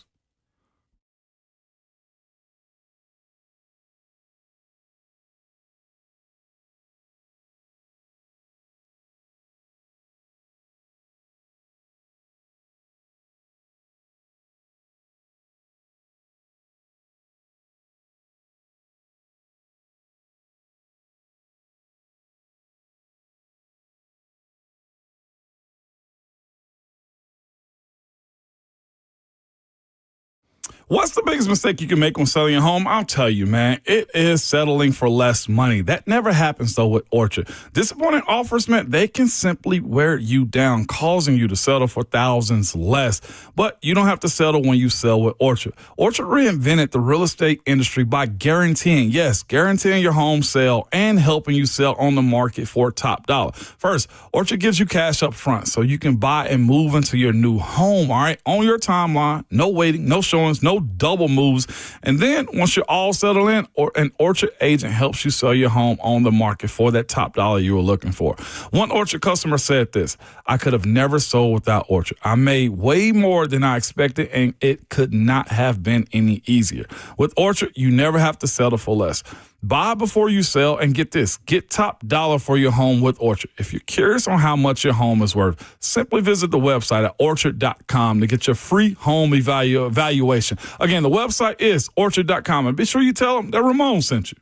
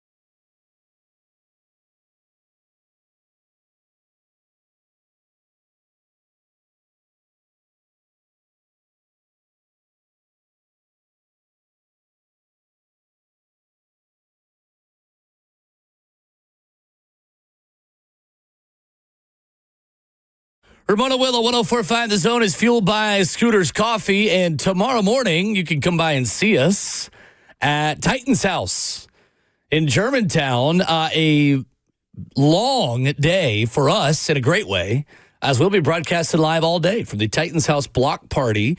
For the first time ever, Titan's House is open to the public. No appointment required. 8 a.m. to 6 p.m., 601 Taylor Place in Germantown. Fans can look forward to food, drinks, music, may even see some special guests, free entrance, free parking, and at this point, Ramon, all current season ticket holders have had a chance to book their appointment, meaning that they had their first priority, and now it's open to the public. Everybody. Let's go. No appointment needed. You can just show up, learn more about new Nissan Stadium, about tickets in that new fantastic building. 8 a.m., 6 p.m. Again, that is right there in Germantown. Titan's House is awesome. And we will have J.C. Latham on the show with us in person tomorrow morning. Let's go. Looking forward to that. Absolutely looking forward to that one, man. It's here. Well, we can finally start getting deep into the weeds of what this season, this week is going to be like. Man, I'm glad to be at a remote tomorrow. Yes, sir. Weather's going to be fine, so we're good to go. We got food. We got music. We got guests. We got everything you need. Good vibes is what we got. We got great vibes. Yes. Titans have signed tight end Drake Dabney to their practice squad and have released defensive back Kendall Brooks. Roster move this morning. Ever changing. That's tight end, though, huh? Frog. Oh, okay. That's but yes, I wonder why they make a decision like that at tight end. Well, I guess if there's a better prospect out there, you go get him. Today, head coach Brian Callahan will meet with the media at 11 o'clock. Practice will be at 11:20. Media will be out there. We'll have open locker room after that. I'll be over there to talk with the team and get you some stuff for tomorrow morning's show. Coordinators will talk tomorrow. Denard Wilson, Nick Holtz, John Fossil. And then Cam Ward, Brian Callahan will speak again on Wednesday. And then Callahan coming off the practice field on Friday. It is game week, Ramon. Yeah, it is. Feels good. Sunday, 1 o'clock, 12 o'clock Central. I keep thinking about the Eastern times over here. And there's other thing, too. I think we were heavy college today, and rightfully so. I think college deserved this. Lean more into the NFL side of this thing, man. Vols got ETSU this weekend. I got to figure out how I can watch some of their tape. I tried to watch a little bit on Hulu this past weekend, but the signal kept messing up. So we'll have to figure that one out. But Titans, this is it. This is the big spin. 3:05 on Sunday. 3:03. That's right. You go to Mountain Time. Denver. Yeah, Mountain Time. So 2:05 for us locally in Denver. Yeah, good stuff, Will. You excited? You excited? I'm pumped, man. I know you are. I'm really excited. As a non-player, you got the best schedule. Some of those were at Denver, phenomenal. Arizona, phenomenal. As a non-player, as a player, you're looking at yourself like, oh, Lord, this recovery is going to be crazy. But I've never been to Denver before. You haven't? First time in the city. My good friend Rob Ayers was a draft pick out there. Yeah. And, the show. It's a great city. You'll enjoy. It's walkable. Yeah. It's a great environment. You'll love the city. The city's awesome. You will see, and I'll have to text you on Saturday to see. Will you feel the altitude? You will. Oh no, I know I will. Yeah. Okay. You'll feel. I'm not as fit as I used to be. I definitely will. Yeah. And for you folks that want to go to the home opener, to the first game of the season, there are flights available. There's a brand, Southwest, I think, is straight flights there, too. So y'all better get in on this, man. See Cam's debut. Excited to be on the field for game one of the Cam Ward era. It's crazy. In the mix. In some ways, it feels like it's been an eternity since we last played football, and in some ways, it feels like it has flown by. Yes, I know. Well, it's a lot. There's so much information coming out. Number one overall quarterback in the mix also, so... information's been nonstop here for a good reason. Can't wait. Much more of that tomorrow. Again, live from Titan's House tomorrow, 8 a.m. to 6 p.m. when they are open. You can see us all day long. All of our shows will be live on location. 601 Taylor Place. Come by and see us. Suite 215 in Germantown. Open to the general public as new Nissan Stadium sales are open to you without an appointment. So stop on by. Come see us. Hang out. Get you some food. Take a look at new Nissan Stadium. It'll be good. That's your Tuesday morning. Enjoy yourselves, good people. It is Labor Day, man. Them smokestacks should be going, man. End of the summer. But at the end of the day, you must remember this: your Twitter fingers and your mic is always hot.